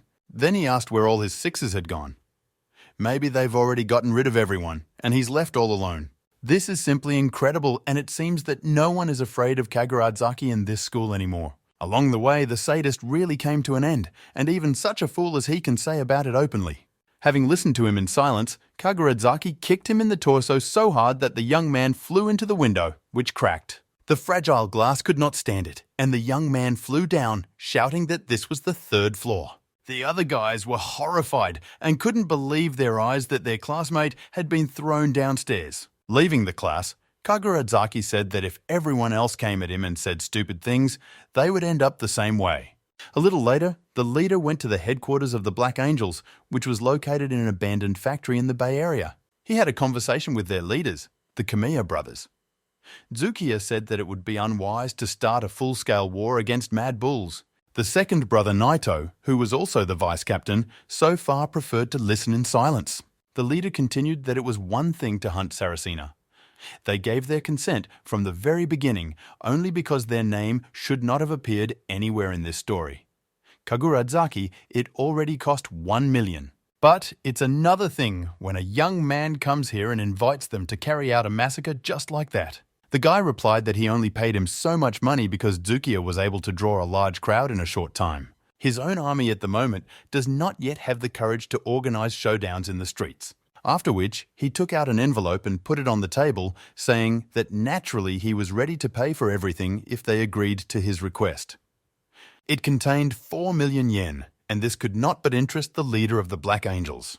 Zukiya objected that the Crazy Bulls have a group of more than 100 people. If they undertake this, there will be no guarantee that they will win and not lose, so this amount is not enough. Kaguradzaki replied that he understood that this was not enough, but it was just an advance. The Mad Bull slaughter is the final part of the plan. First, he wants the Black Angels to attack all the students of the Teirin school. The leader asked that this was not his school and why attack his own territory. Suddenly, the second brother, who had been silent all the time, asked if the young man really wanted to take up protection. Kaguradzaki replied that the guy is very smart. He himself will exert pressure inside the school and the Black Angels outside. Thus, gradually, all high school students will become members of the Black Angels group. Zukiya continued that once they became gang members, they would have to pay a tax in order to avoid beatings. The sadist explained that from the 1st to the 3rd year, approximately 300 or 400 students study. If you take 5,000 yen a month from everyone, it will come out to more than 2 million. If he manages to establish himself in a position of authority, then they will have an uninterrupted source of income until his release. But standing in their way is Saracena, who is too much in favor of his outdated morals and honor. And behind him are the Crazy Bulls, the same gang of bikers as the Black Angels. Brothers must understand perfectly well that they live as a pack. Zukiya thought that indeed, if they pulled off such a scheme with Maharu, then he would not leave it so easily. After which, he asked what share Kaguradzaki wanted. He replied that the profit would be shared in half. Naito replied that the share would be 70 to 30, and of course in their favor. The sadist replied that whatever the percentage was, we can assume that they agreed. After which, they shook hands. While playing sports, Gozi thought that since he started hunting for Kaguradzaki informers, he stopped showing up at school, which means everything is going according to plan. Rumors even spread that the guy had lost his throne. But, nevertheless, his name still remained in the notebooks, and because of this, there was a very bad feeling. Putting the glass in front of our hero, Saracena said that it was freshly squeezed orange juice. Its acid relieves muscle fatigue well. The young man thanked him and thought to himself that this guy is a real good-natured person. His housekeeping skills are so good, it's almost annoying. Miharu reported that the situation began to worsen. Gozi asked what he meant. Kachek replied that thanks to him, the Kaguradzaki gang calmed down, but the Black Angels became active instead. Sadist, the guy is not from the poor. He probably used his parents' money to buy them. Now, this gang of bikers is hunting the students of Tehran School. If they see a school uniform from this educational institution, they attack without even thinking. The young man asked him to stop because he didn't understand where the money could come from. He remembered that in another timeline, Kaguradzaki was kicked out of his house just because he wanted to steal some money from his parents, so he then lived with his grandparents. Our hero realized that history had changed again and did not know what to expect next. Suddenly, Saracena's mobile phone started ringing. Someone called him. After listening to his interlocutor, Miharu told Gozi that things had simply gotten worse. Meanwhile, Kaguradzaki met with the Kamiya brothers again. Dzukiya said that the hunt for Tehran school children is in full swing. But what should they do with the crazy bulls? The young man replied that first he needed to eliminate Miharu. It is necessary to use this against him. The leader said that there is no need to argue here. With this thing, even a gorilla like Saracena can be neutralized with one blow. But does Kaguradzaki dare to do this? The guy was indignant whether Dzukiya understood who he was talking to. Of course he can do it. Not even that. He is generally the only one who can dare to do such madness. Besides, Saracena may be the main puppeteer, but this guy is responsible for the attack on his subordinates. After which, he showed the photo on his phone. It is unknown what kind of dirty tricks this small fry uses, but this couple is already in his throat. He has already lost almost 5 million. Therefore, he cannot sleep peacefully until he has extracted the entire amount from them to the last penny. Looking at the group of guys crouching, Gozi asked what exactly was going on here. Is this really the bad deed Saracena was talking about?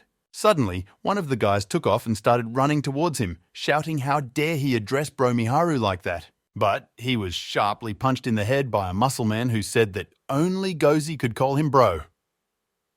Why don't they listen to what he tells them? Our hero asked who all these people were. Were they really second and third year students from Tirana? Saracena replied that yes, and they are also members of the Crazy Bulls group. The young man who tried to attack him proudly reported that Miharu personally invited them to join his gang, after which he said that initially Saracena should have become the head of the Tehran school. But then he became vice captain of the Crazy Bulls and decided not to play on two fronts, so he even refused to support the graduates. Bro Miharu is just an amazing person. Gozi turned to the muscleman and asked what he said about the fact that the students of their school were being hunted, but the young man remained silent. Instead, that guy said that Mihatu adheres to the old concepts and in Tehran everyone should be a mountain for each other, so the idiocy that is going on cannot be ignored. Even now, bro, he's trying to find a way to deal with this hunt. He is a very good person. Not only he and Gozi, but all the other guys will never leave him in trouble and will fight with him to the end. Saracena said that it was enough to praise him already, and our hero thought to himself that, strangely enough, he was already starting to like this bunch. He felt at ease with them. Then Miharu said that today there will be a meeting of the top of the Crazy Bulls. Would the young man want to join them? Gozi did not expect to hear such a proposal and asked, Kachek said that he has strength and courage and is not a bad guy himself. He verified this by personal example, and the most important thing is that he is an athlete and a non-smoker. A true embodiment of a strong spirit in a healthy body. In the near future, they will have to fight Kaguradzaki and the Black Angels, so he wants to introduce Gozi to the leaders of the Mad Bulls. In other words, Miharu wants him to join them if he wants. Our hero thought to himself that the Bulls, the most famous gang of bikers and their vice captain, were personally inviting him to become a member of their group. In a past life, this could not even be dreamed of, because it was simply impossible. The young man began to reach out to shake Saracena's hand, but for some reason he could not do it. Our hero did not show that he was very happy, so he answered out loud that he needed to think. Then, the young man got ready to go home and said goodbye to the jock, saying that they would see each other again tomorrow. On the way, the guy thought that he already knew what exactly he would answer to this proposal. His main goal is to save Chisato. You don't have to be completely alone to do this. He was able to win the respect of the vice captain of the Mad Bulls himself. For any Gopnik, this is tantamount to a lucky ticket. But the most important thing was that he really liked this old man.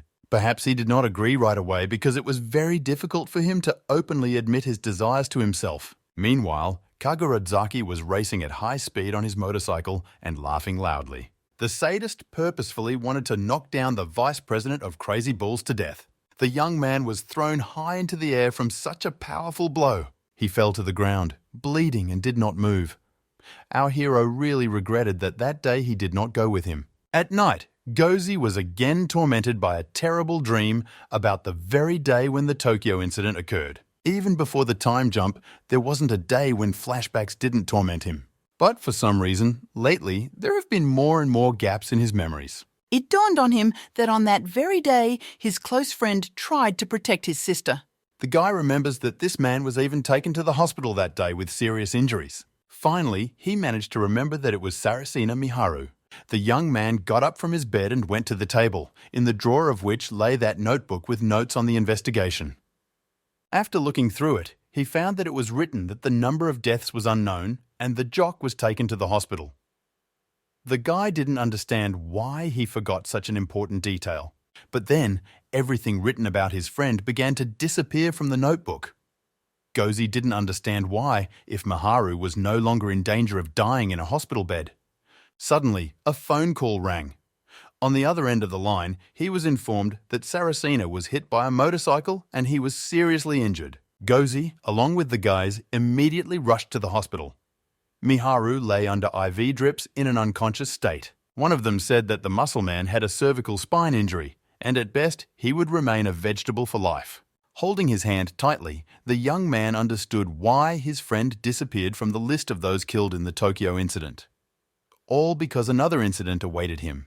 Is there really no chance to save Sarasina now?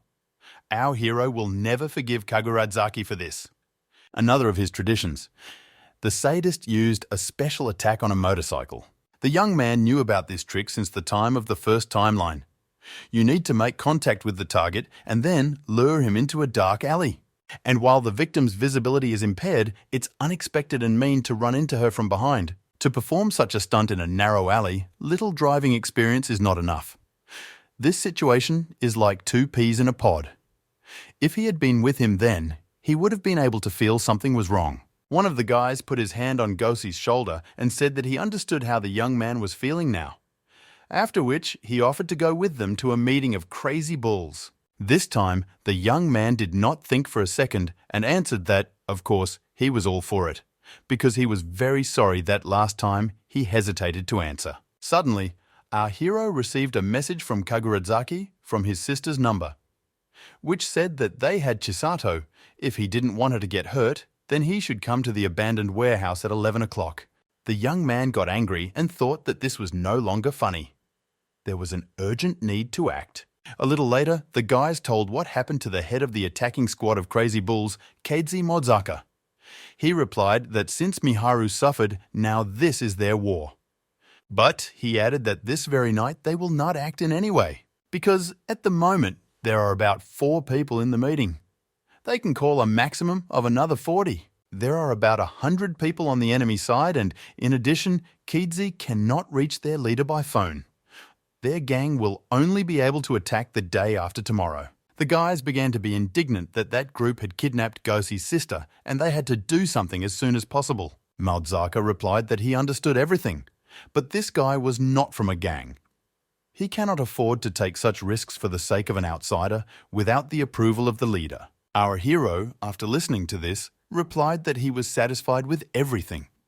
He didn't count on much.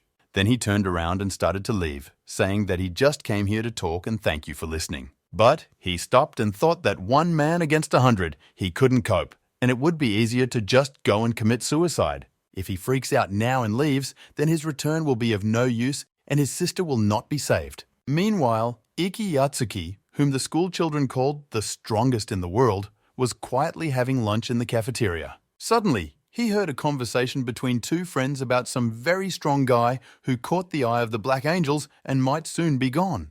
Iki ran up to them to look at the photo of this guy and recognized him as the same young man from the alley. One of the friends was indignant that Yatsuki, as always, appears unexpectedly and at the wrong time. Smiling, the young man asked in what place and at what time they were going to kill this man. One of them, confused, replied that it seemed to be in an abandoned factory near the pier at Maidzima 13. After this, Iki turned to the second young man and said that he knew the Black Angels, so let him take him straight to them. The student did not understand why he needed this. Did he really want to watch what would happen? Yatsuki replied that he didn't see anything wrong with everyone going to the show together. Moreover, if they were going to kill this young man anyway, then why not try it himself? Our hero arrived at the specified time at the right place and stood in front of its doors, thinking that just one more step and the massacre would begin. But he will have to do this for the sake of his beloved sister Chisato. He couldn't let her get hurt again. Entering the room, the young man saw Kaguradzaki and the Kamiya brothers, behind whom stood a huge crowd of people. Seeing all this, the young man noted that everything looked quite spectacular. The sadist laughed and said that the guy really decided to come all alone. He's probably so scared that he can't even squeeze out words. Looking in one direction, Gozi saw a tied-up Chisato, who had a bag placed on her head. And looking at the other one, he noticed in the crowd the same strong guy he had encountered in the alley. Kaguradzaki was indignant at how our hero still has enough time to stand and turn his head in different directions. Instead of worrying about your sister, it would be better to think about what will happen to him personally now.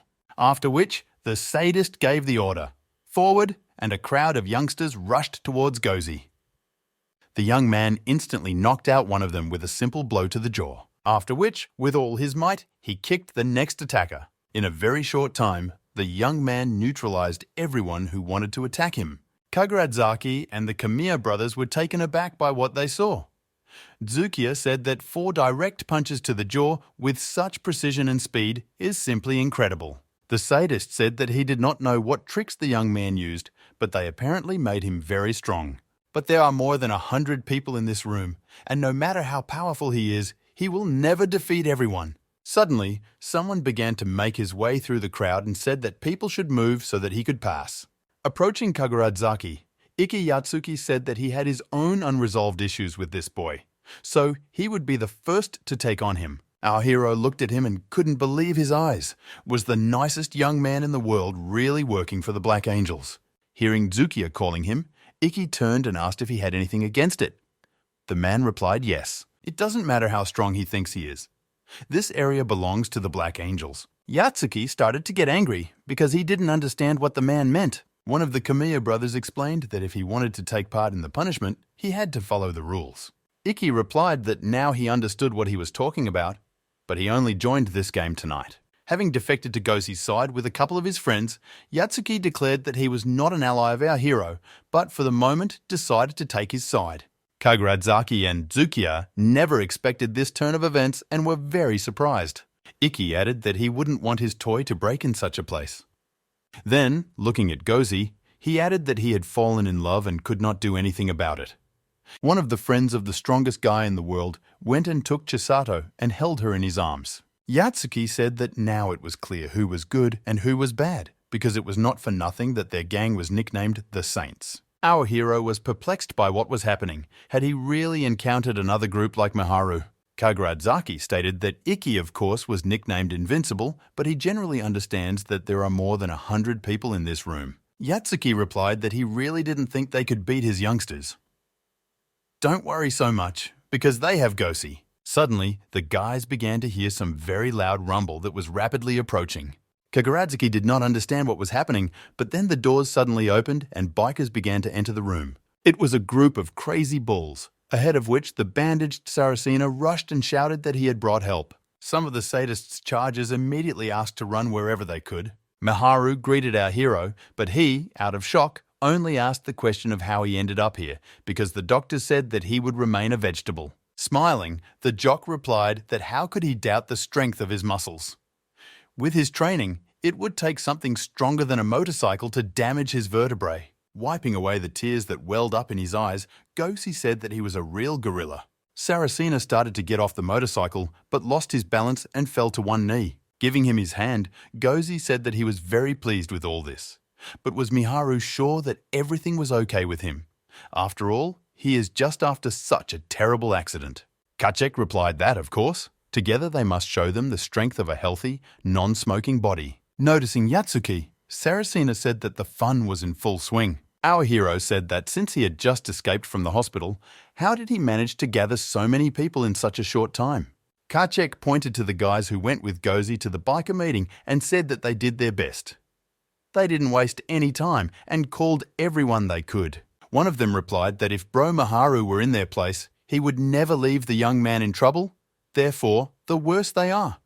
Be that as it may, 50 mad bulls and 10 saints appeared on the Gozi side. Events began to take an unexpected turn. Now the young man had great support behind him. One of Kagurazaki's wards shouted that this guy was bad at counting because there were no more than 60 of them, and in his gang there were 100. The sadist abruptly stuck a huge awl into his leg, which he did not let go of his hands the entire time, and ordered him to shut up. Kagurazaki thought that 50 crazy bulls were all right, but the problem was that there were 10 more saints on their side. They have vast experience in hand-to-hand combat. The group consists of the most dangerous fighters. Even alone, each of them is capable of capturing an entire educational institution. Iki Yatsuki is a legend and became famous for the fact that he single-handedly killed as many as 30 people. But it was not known for sure whether this was true or not. Plus, if we take into account what he saw, Gozi could easily put about 10 people in his lungs, and Saracena is generally a solid mountain of muscles. If it comes to a fight, then there is no way for them to get out, and losing is very likely. Therefore, the sadist raised his finger up and said that he had a proposal for them. Miharu asked which one. Kagurazaki said the fight would not resolve their issues and would only increase tension between the parties. Then he asked why. The jocks don't want there to be even more victims. Saracena replied that something like this was expected and asked what proposal he had. The young man proposed to choose the 3 strongest people from each group and arrange a fight only between them. The strongest guy in the world, the vice captain of a biker gang, and our hero looked at each other. Iki replied that he didn't even know what he was talking about or that he was completely crazy. Kagurazaki thought that Yatsuki is not a person but a fighting machine, and those two are incredibly strong. In battle, he and his gang do not mix well. And if he is right, then these old-fashioned, narrow-minded people should fall for his plan. After some thought, Yatsuki stated that he liked this idea better than just a random fight. After which, he turned to Gosi and asked if he had any objections. Scratching the back of his head, the young man replied that, in principle, everything suited him and he agreed. Ikiai immediately picked up that they had decided this moment, but Saracena was indignant that he also had the right to vote, and his opinion was not asked. Yatsuki asked if something really didn't suit him, but the Kachek replied that he had nothing against it, but they just had to consult with him anyway. Kagurazaki then said that they would split as follows: himself against Gosi, Saracena against Zukiya, and Yatsuki against Naito. The sadist reasoned to himself that the younger Kamiya practices judo and also played rugby, but the most important thing is that he is a heavyweight. His rival, Little Iki. He may have become famous in street fights, but he has no experience in martial arts. Just a couple of hits will be enough. Playing rugby has toughened Naito up, so he won't be knocked down so easily. If you fall into his hands, you can say goodbye to your life, because what will happen next is either a throw over the shoulder or a chokehold. Plus, he has very sharp eyesight. In other words, if he gets down to business seriously, he can kill 15 people alone. Yatsuki was already tired of waiting, and he asked if it was finally possible to start. After which, he instantly flew up to this thug and hit him on the temple with his palm so that he lost his orientation in space. Then, without wasting a second, he swung his fist and punched him in the face as hard as he could. In just an instant, the youngest of the Kamiya brothers was defeated and was lying on the ground, unconscious. Kagurazaki, Saracena, and Zukiya were taken aback by what was happening and watched silently, with their mouths open. Iki thought to himself that this is how he really hits, and Gozi simply managed to dodge during a skirmish in the alley because, in fact, he can kill with one blow. The young man also stood with his mouth open and asked a silent question what had just happened. But this was not the only question in my head. He didn't understand how this was possible with such a body. How an ordinary person could even be capable of this. His blows are not subject to any laws at all. There were a million more questions, but the only thing our hero could think about was that Iki was not hitting at full strength. Meanwhile, Saracen and Zukia had already begun their fight. Kaguradzaki turned to Gosi and said that they had already started a fight. Maybe it was time for them. The sadist added that the older Kamiya practices boxing, so the stupid jock Miharu, with muscles instead of brains, is not his opponent at all. Then he licked the awl and said that he personally was invincible and he had the courage to pierce our hero's eyeball right through, so he was no rival to him either. After this, Kaguradzaki rushed to attack the young man, who noted that it seemed that the enemy was not joking. The young man managed to calmly dodge the tip without getting hurt. But suddenly, the sadist, sticking out his tongue, took out a pepper spray and began to spray it. Meanwhile, Saracena missed blows one after another, which the opponent did not stop delivering for a second. Zukia laughed from his stand and stated that it was immediately obvious that he was an amateur and not a professional. After delivering another blow, the elder Kamiya began to feel some kind of uncomfortable feeling. But I quickly cast aside these thoughts and thought that this guy was a newbie. He's like a meaty punching bag, just helpless. Then I realized that no matter how many blows he threw, Saracena did not move a millimeter from his place. Miharu, at this time, thought that at the moment almost all of his brothers were watching him and he could not disgrace himself in front of them. The most important thing for him is to keep his crystal jaw. He can endure everything else. This pain cannot be compared with his stubbornness. He's not the best street fighter. After all the thinking, Miharu tried to grab his opponent. It was necessary to wait for the right moment, grab the opponent, and, with the help of hardened muscles, lift him into the air. Then, holding him tightly so that he cannot escape, jump high up. After which, throw over the head so that the opponent loses consciousness from the blow. Having finished with his enemy, Saracena declared that in a healthy body there is a healthy mind, and this blow is direct proof of this. Meanwhile, Gozi covered his face with his hand from the spray can and thought that it was necessary to move away from the spray radius with his eyes closed. In this way, the problem will be quickly resolved and the young man will be able to see everything. Our hero said that the fight between them was already pointless because they already had 2 victories to their credit. Kaguradzaki got angry and took out a knife and began to ask if he was being mocked for an hour. How dare a guy underestimate him and consider him worthless? It doesn't matter how strong a person's fists are or the fact that he can easily throw a person over his head. If you hit him with a knife like his, he will never get out. The sadist will kill him as long as he has the determination to kill, and no fists will help against his cold steel. Our hero thought that the blade was about 30 centimeters, and if he hit it, the wound would be very deep, and no matter where it hit, he could die immediately. Each match has its own rules. He, as a participant, was very interested in the topic of self-defense against an armed enemy and the rules for protecting athletes. The guy began to remember his conversation with Mikuomi Maeda, who with one glance realized that Gosi was very strong. They developed a combination of arresting and hand-to-hand combat techniques from the Japanese Defense Forces together. But why? The young man wants to study the technique of neutralizing armed opponents. It's a huge combination of different techniques.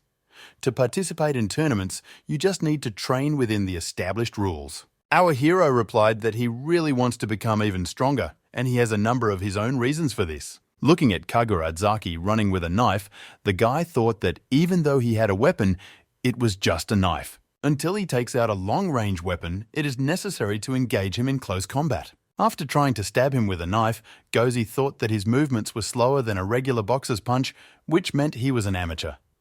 As long as he is concentrated, he can easily track all his actions. Then he decided that he needed to quickly grab him by the arm and throw him to the floor so that he could not do anything else. The young man was able to do this with ease, and the enemy was practically neutralized.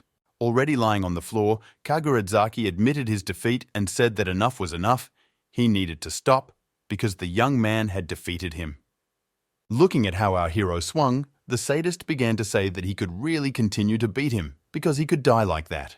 But the guy started hitting him in the face and saying that if he took a weapon in his hands, then he shouldn't expect mercy. Looking at the unconscious leader, the guy added that when a person is so determined to kill, he must be prepared for the fact that he too can be killed. After the final victory, everyone present began to shout loudly and rejoice that they had won. After some time, Iki and our hero got together to have dinner. Looking at all this, Gozi asked how to understand this. Yatsuki replied that they would celebrate the victory, whatever else it might look like. The young man objected that the celebration took place yesterday. Iki replied that he thought that it wouldn't be bad to go to the guy's house and play, because he likes him. Our hero asked in surprise, in what sense? The strongest man in the world replied that practically no one could fight him back, so naturally he began to watch him.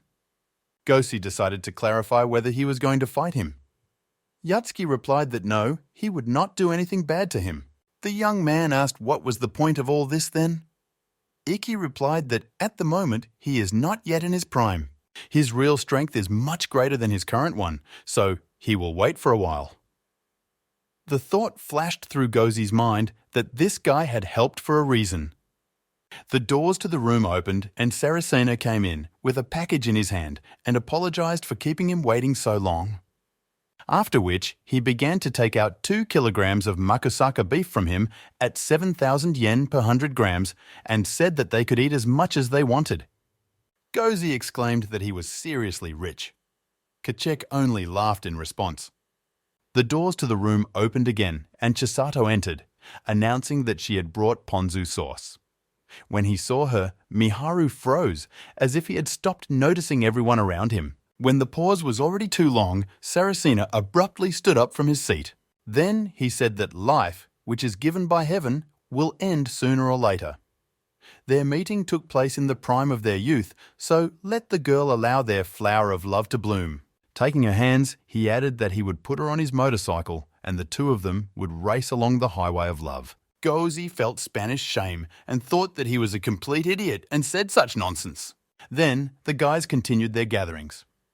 We talked and fooled around a lot. Since his return in time, this was the first time he laughed so sincerely. When it was already quite late, Gozi saw off his dear guests and they went home.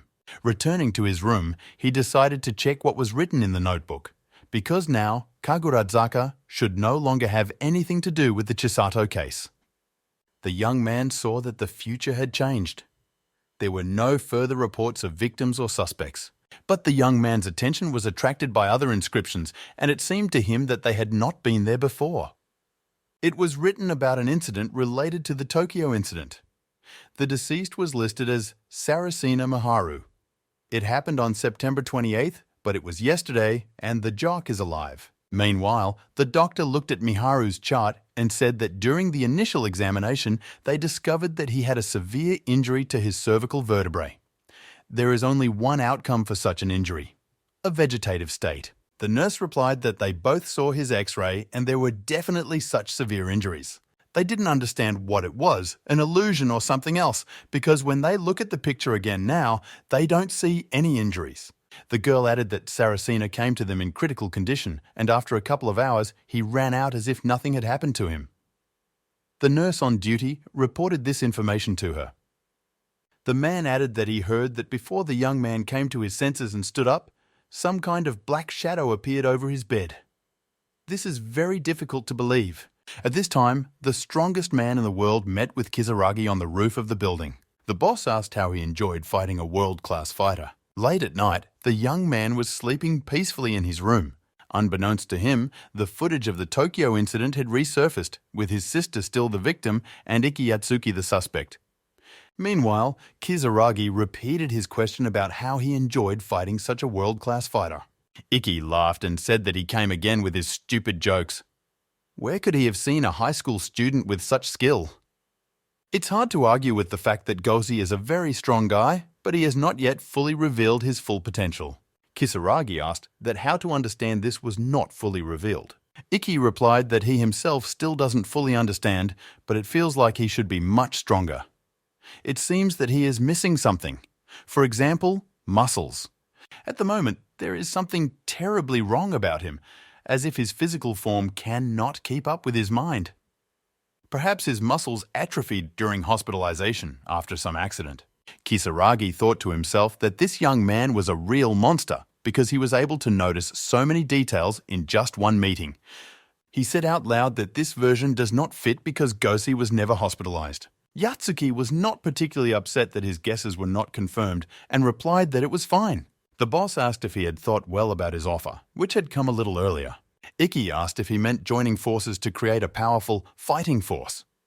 Kisaragi replied that it is not very appropriate to call it a combat unit.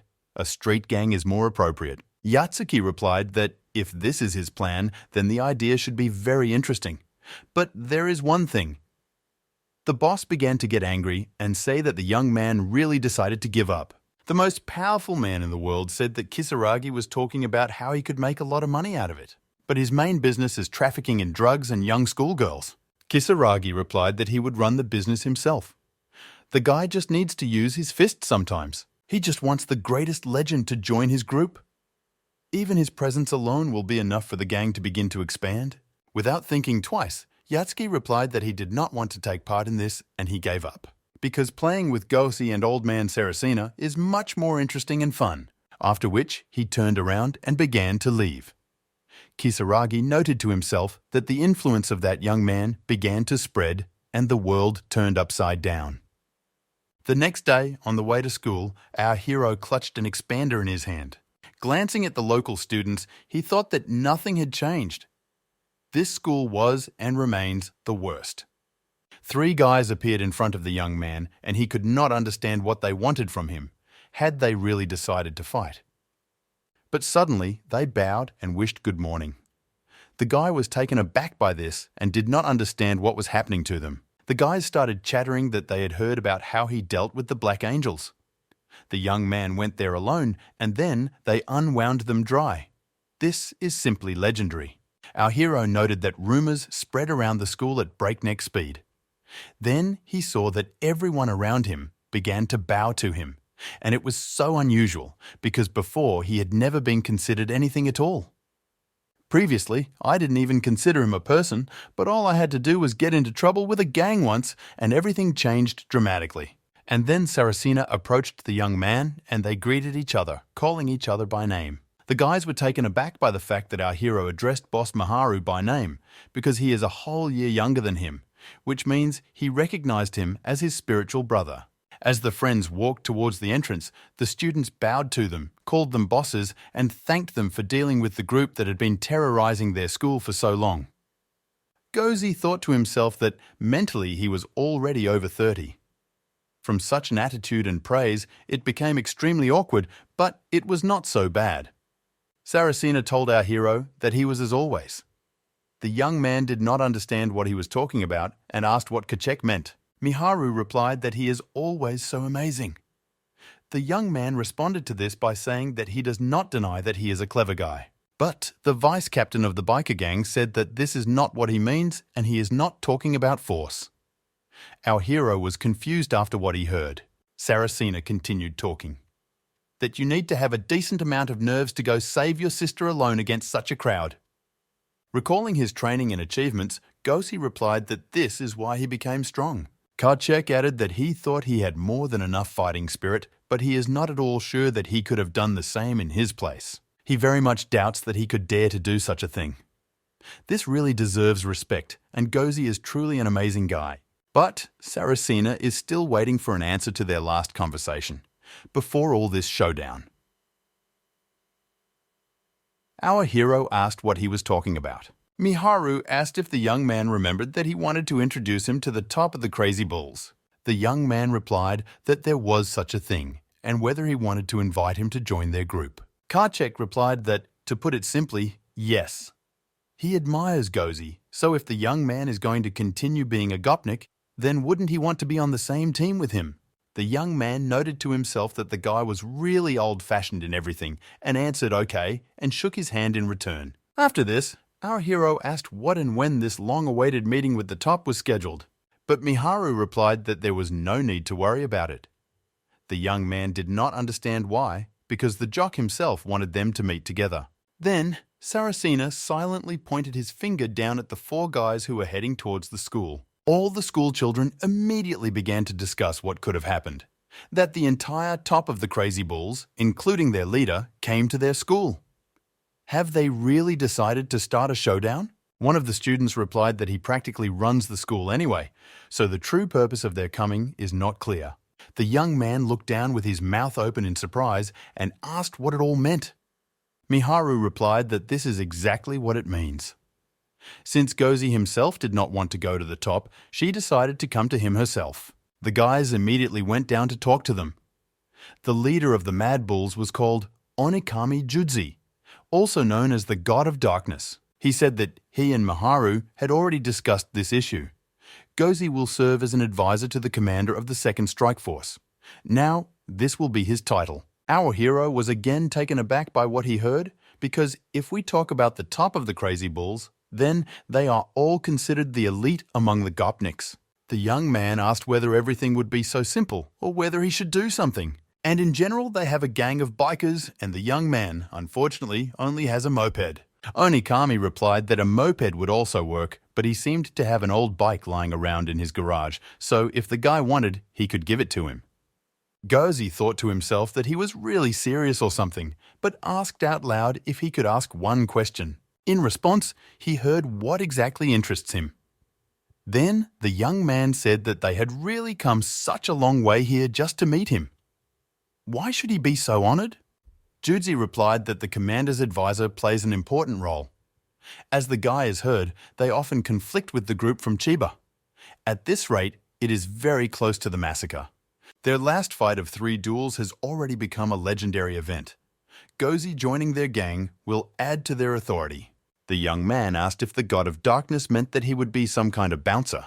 Onikami replied that you can say so, but it's better not to take the showdown between factions to extremes. Gozi is Miharu's friend, and he has already earned his trust, which means he can definitely be trusted. Looking at the slightly blushing Saracena, the young man noted that this old man was very popular. Then the God of Darkness bowed to our hero. He was simply shocked by what he saw. Juji said that he was aware that the young man alone went against a gang of 100 people, and this cannot but deserve respect. That's why he wants him in his gang, no matter what. This is a completely logical desire in this situation. All the school children who watched this picture could not believe their eyes that the legendary God of Darkness bowed before Gozi. The young man felt completely awkward, and he finally asked to raise his head. Then he added that he couldn't force a person of his level to do something like that. Onikami asked what the answer would be to his offer to join their ranks. The young man replied that the advisor to the commander of the strike force was now at his service. Juji clenched his fist victoriously and exhaled with great relief because he had succeeded. Then he shouted that he was Onikami Juji, the leader of the Crazy Bulls. His gang decided to accept Gozi, a second-year student at Teirin School, into their ranks. He will be entrusted with the duties of an advisor to the commander of the strike force. In other words, from this moment on, he becomes a member of their large family, and they are happy to welcome him into their ranks. The students couldn't believe their ears that Gozi was now officially part of the Mad Bulls. The guy thought to himself that now, with the support and influence of this group, he would be able to protect Chisato no matter what. And this thought comforted him very much. A little later, in his house, the guy decided to look at the notebook and saw that an inscription appeared about the victim, who was his sister, and the suspect was Iki Yatsuki. The young man was very surprised, as he thought that this event had already been completely erased. But at the moment, the most important question was why it was written about Yatsuki. The guy understood absolutely nothing and first decided to call him on his mobile. Iki picked up the phone and said that he couldn't talk right now since he had a dogfight on TV that he wanted to watch. But Gozi said that he had an important conversation with him that could not be postponed. Yatsuki asked what could be more important than dogfighting. Next, the young man began to have a normal conversation with him and talk about his training and so on in order to unobtrusively find out the information that interested him. So that Iki would not suspect anything, the young man asked him about different things. For example, about whether he likes Exploding Bellies because this is his favorite comedy duo. Yatsuki liked him too, so the guy said that he couldn't even believe that he was such a fan of humor. But then, looking at himself in the mirror, the young man thought that in general now was not the time to have fun. Therefore, he said that it was getting late and he needed to call it a day. After which, he thanked Ikki for talking to him. From the conversation, Gozi realized that Yatsuki despises abuse of girls and Chisato is absolutely indifferent to him. It's only Miharu who has warm feelings for her. Our hero made such a conclusion because the strongest man in the world did not understand what was the point of him running after girls if they themselves did not give him a pass. It's hard to imagine that such a handsome man as he would despair and stoop to the point where he would have to chase women for pleasure. After everything he heard, the young man finally stopped understanding what was really happening. Meanwhile, Kisaragi reflected that Ikki had confirmed his fears. With every extra action, the future began to change. Gozi seems to be the main driver of change. Now, he is on the trail of potential criminals who committed evil on his sister. But if he is a time traveler, then the investigation of his sister's case would not end there.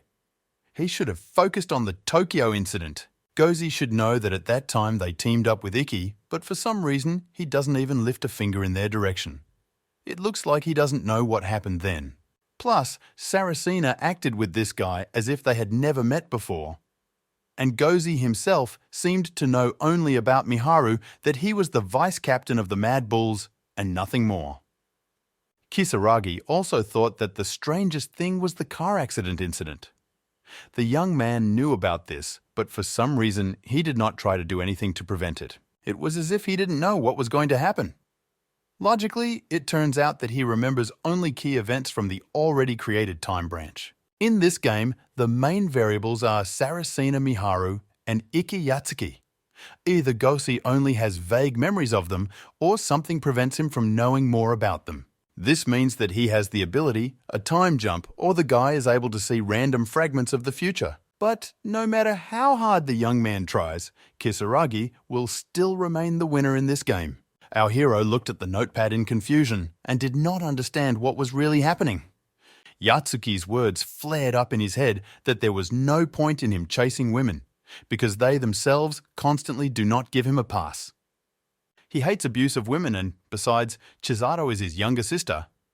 The guy feels absolutely nothing for her, and this young man is still silent about the fact that Miharu has fallen head over heels in love with her. Gozi came to the conclusion that it was not in Ikki's character to bully girls. The current one is not capable of this. What then could have changed him so much? Perhaps in the future something will happen that will change his character in the opposite direction? Suddenly, our hero came across records about the Carnival of Death, an event that is directly related to the Tokyo incident. The brief description said that the Mad Bulls got into a fight with a hostile gang. The battle took place on a mountain pass. Among the dead was the vice captain of the Mad Bulls, Saracena Miharu. Ikki Yatsuki, who at that time was considered the strongest among the young generation of Gopniks, in this incident fought on the side of the group of crazy bulls. The death of Miharu, one of his closest friends, took a huge toll on his psyche. When Saracena's death was finally confirmed, the young man became desperate and ran away from the scene of the fight. The Crazy Bulls group itself was completely destroyed and ceased to exist. Ikki Yatsuki no longer appeared at home and began to lead a wild lifestyle on the street, constantly getting involved in various troubles. A little later, Ikki and Tuma Kisaragi teamed up and formed the Twin Moon Gang, which later became one of the most formidable in all of Ksanto. By expanding the boundaries of the territory of their possessions, the young men provoked the Tokyo incident. Suddenly, all those memories came flooding back to the young man, and he remembered who the gang of Moon Twins were who organized that terrible incident. Kisaragi, as the head, was considered almost the king of the world of Gopniks, but his appetites grew, and over time, this was not enough for him, and his next goal was the underworld of Japan. Usually, Gopniks end up in criminal organizations, either by helping grey officers, or, if they are lucky, they can take the person who wants to as a member of 6 into one of the Yakuza clans. Kisaragi acted differently. He decided to create his own Yakuza clan. They were involved in drug trafficking and prostitution. In addition, they took underground fighting under their wing, and with their financial help, very few could compete. In other words, Ikki, with his charisma as the strongest fighter in the world, and Kisaragi, with his brains that made money for them, became the two leaders. The two quickly became famous among all the Yakuza clans. And then, Gozi began working for them when he began to practice martial arts on a professional level. The young man could not understand how he could forget such important information.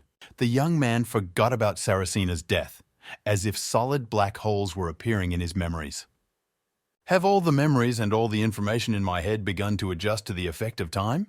Then he thought that at the moment all these thoughts would not help him in any way. But it was already good that the situation began to become more or less clear. Miharu, who was already important to him as a friend and even more so to our hero, would not want Iki to go down the wrong path.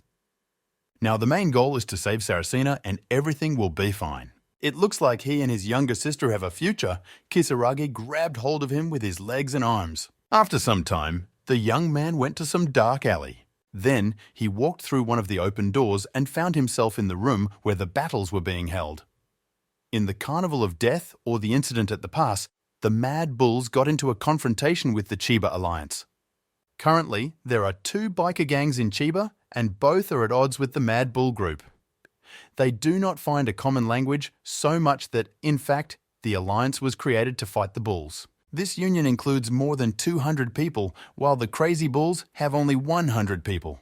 In the original story, Miharu got into a fight with Murayama, who had recently been released from a juvenile detention center and ended up there himself. While Saracina was away, the Bulls were destroyed by numbers. In that temporary thread, the jock was in prison during the Carnival of Death, so there was no way he could have died in it. In short, the Mad Bulls fell only because there were not enough people. After all, the Chiba gangs specially united in an alliance in order to have a numerical advantage against them. And the heads of the groups that organized the alliance first met at one of the underground battles, which was organized by Kisaragi. This place was a gathering place for martial arts fans and gambling people who couldn't live without betting. It was the final of a one-day tournament that would result in a double knockout. After the fight, the two fighters became friends over the fact that they were both from Chiba and had a common eyesore. They decided to join forces to fight the Crazy Bulls. This is how the Chiba Alliance was founded. The young man thought it was very easy to solve. They just need to be prevented from meeting in the final match. Our hero left the hall and headed towards the man who was accepting bets from newly arriving people. The man bet 2,000 yen on Murashima, and the guy agreed that this was a very profitable bet for the next fight. When he was left alone, he thought that Kisaragi really knew how to make money and they already had 200,000 yen in their hands. Gozi decided that he needed to win this final by any means, and then the problem would go away on its own. The underground battle arena, run by Kisaragi, is currently located under an abandoned building. The more often this fighting site changed its location, the larger it became. In the future, the arena will become a hotbed of prostitution, deals, and drug trafficking. Money will spin on it, in the literal sense of the word, and this will become Tuma's main source of income. My thoughts were interrupted by the voice of the guy who accepted bets. He greeted Gozi and said that they had not seen each other for a long time. Our hero asked where Kisaragi is currently located. He replied that while the boss was collecting money, he might not stop by often and just for a minute. It is now very difficult to catch him, and even all his many girls do not know where he is. The chapter simply doesn't tell them about this, and not only them, but no one at all.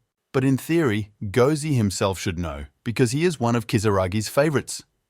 But the young man replied that he had no idea. Then he asked if it was possible to take part in betting fights suddenly. It seems that this will not work, because there is a system with advance registration for this. The young man answered yes.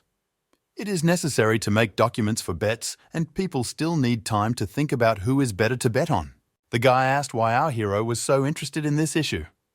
Gozi replied that he would like to personally take part in the fight. The interlocutor was very surprised.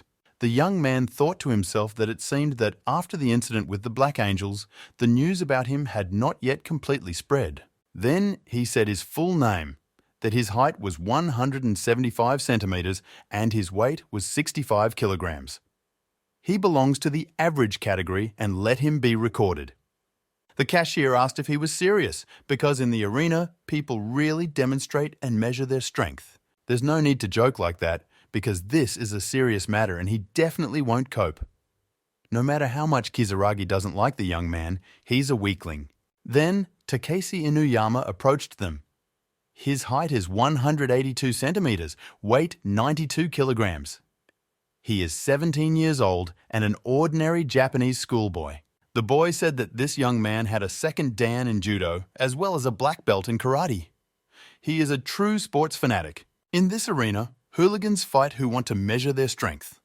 They all practice boxing or some type of martial arts. If our hero is at least not like Takeshi, then no one will bet on him. This is a stupid and unprofitable idea. But if a young man wants, he can become a public punching bag. This is only for the purpose of sanctioning some command. The public loves it and gets excited, so there's no betting on it. Gozi replied that he would not allow himself to be bullied publicly and repeated that he wanted to register. The cashier replied that the young man was Kisaragi's servant. If this is allowed, then everyone will believe that his work is being done in bad faith, and in general, he will soon personally begin to mock him. The young man clarified that if Takeshi Inuyama loses to him, will they be able to register him then? The cashier replied that this was impossible, unfortunately, because the judoka was under the control of one very influential and powerful person. Inuyama, who had been silent all this time, said that let this happen because he liked Gozi. Takeshi loves to mock the weak. The guy turned to our hero again and once again asked if he was serious. Maybe he was just under the influence of drugs. He was allowed into the Kisaragi team not because he really likes him as a person, but because they have been friends since childhood. Has he noticed that when such small fry shows off a lot and pretends that he can do everything, it irritates those around him? But in fact, he feels selfish in the current situation, so he doesn't yet know what to do right. It's not that he wants to insult our hero, but if he is beaten now, his ardor will be pacified. Gozi asked what he had decided and whether it was possible to start a fight. The cashier replied that let the young man, such an opponent for the heavyweight Takeshi category, start. He'd better worry about that. Inuyama asked which way the guy wanted to die, with judo or karate. The cashier reminded that no one should be beaten to death. The judoka replied that there was no need to worry and that it was just an expression. Then I wanted to clarify what Gozi chooses. Our hero responded by asking who is easier for him to defeat, the attacker or the grabber. Takeshi asked what he thought he was going for, karate or judo.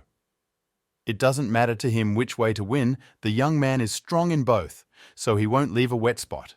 The young man replied that everything was clear to him. His opponent could do anything.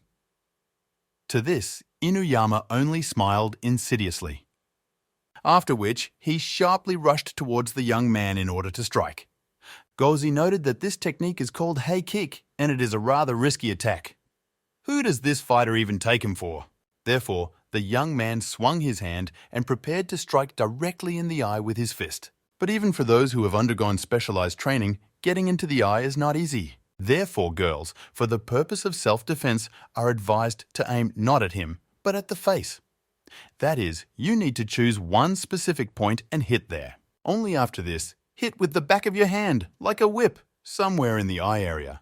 There is no need to try to hit the eyeball directly, because there are many other ways. After this, our hero decided to grab his opponent and throw him over his head. The opponent, who lost his orientation for a while, hit his head on the floor with all his might.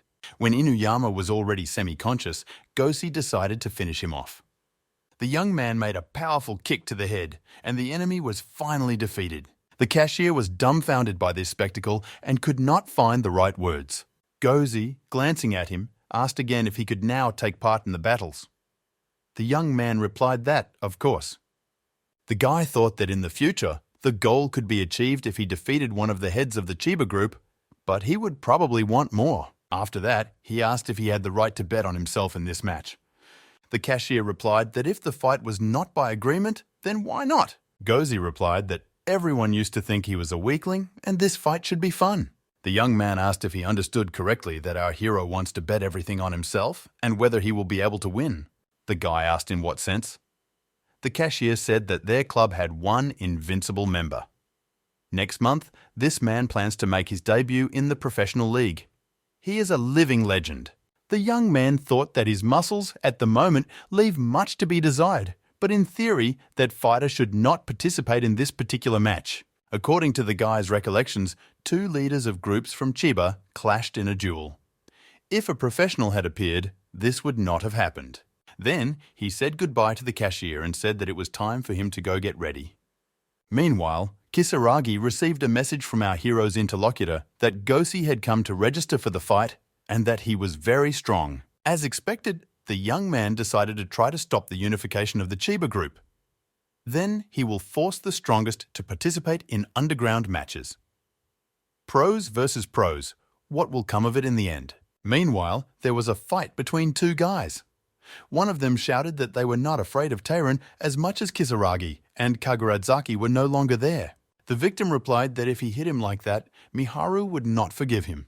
The opponent replied that he was from Teiran, but also the vice-captain of the Mad Bulls. Outside of school, he doesn't decide matters. Even if you mistakenly touch someone from the Chiba group, then all the crazy bulls may be in danger. The guy thought to himself that he was coming from logical thoughts. Gozi, also one of the crazy bulls, and aren't they still the same? Only without a leader. Teiran no longer has a leader who decided all the issues, so now they can take revenge for everything in full. They were watched by two guys, Mori and Oku, who said that these were real hooligans and they were engaged in scoring. Suddenly, the attacker flew up to them and asked why they were standing here and watching. Because a beating was happening. Did they really want to get it too? And grabbed Oku by the collar. Without thinking twice, the young man hit the impudent boy in the jaw with all his might. Everyone else was taken aback by what they saw and asked in surprise who the guys were. Oku replied that they were hunters of hooligans and arrived here at the right time. After which, he extended his hand and told them to give all the money they had. The young men asked what kind of money he had and what he was even talking about. The guys replied that people like hooligans always move in groups so they won't go to the police. If rumours spread that some normies extorted money from them, then they will be ashamed to death. Even if they are some kind of mattresses who still decide to run to the police station. But they are in the middle of a jam, and if they want to complain, nothing will come of it. Therefore, there are no other options. Let them give all the money they have. Then, Mori and Oku beat everyone unconscious and started emptying their wallets. Mori said that he now had 30,000, but Oku didn't have 50, and now they could have a good time in the evening at Kabakure. One of the bullies came to his senses and asked what kind of martial arts they had just used. The guys looked at each other and answered that one of them was the champion of the prefectural judo tournament and the second in boxing. Having not received a recommendation for university by the end of the third grade, they realized that their heads were empty and they were not in danger of entering a higher educational institution because they would not even be able to pass the exams. Then, saying that this really pisses them off, Mori kicked the guy as hard as he could. Oku picked up that they trained every day, but they received nothing in return, and this is very unfair, because they deserved to get at least something. One of the guys said that in any case, they are very grateful, because there were many opponents and it was difficult to resist them. The guys replied that in this case, instead of thanking them, let them also give away all the money they have. The victims were surprised that they were also extorting money from them. Mori said that they really thought that they would be released just like that. Then Oku smiled and said that this is an interesting situation because they are also hooligans. The guys were constantly busy training and they didn't have time to score because they had something to lose and they, not even athletes, were trying to show themselves as strongmen. Mori picked up that the young men are hanging around here and trying to demonstrate how strong they are, but no one is stronger than themselves. In fact, all bullies are just stupid because ordinary people have something to lose. They simply cannot and will not use violence. So, if they stand up for a fight in the same ring, then what do the guys think will come out of it in the end? Then, Oku again extended his hand and repeated the phrase so that they would give them all the money. The victim thought to himself that they were both annoying, but, unfortunately, very strong. The young man asked if they really just wanted money and that's all.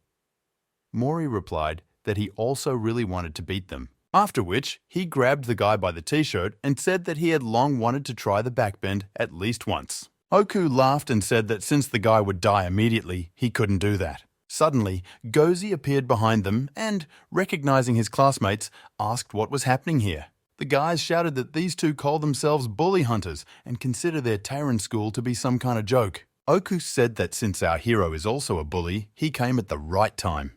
They are real athletes, and after some events, they also decided to become hooligans and extort money. The young man thought that they really looked very well trained. The guys said that now the young man must also give them all the money. After which, Oku swung his hand to hit our hero in the face.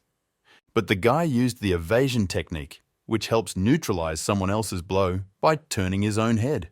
Then, the young man abruptly grabbed the confused guy by the collar in order to perform the next move.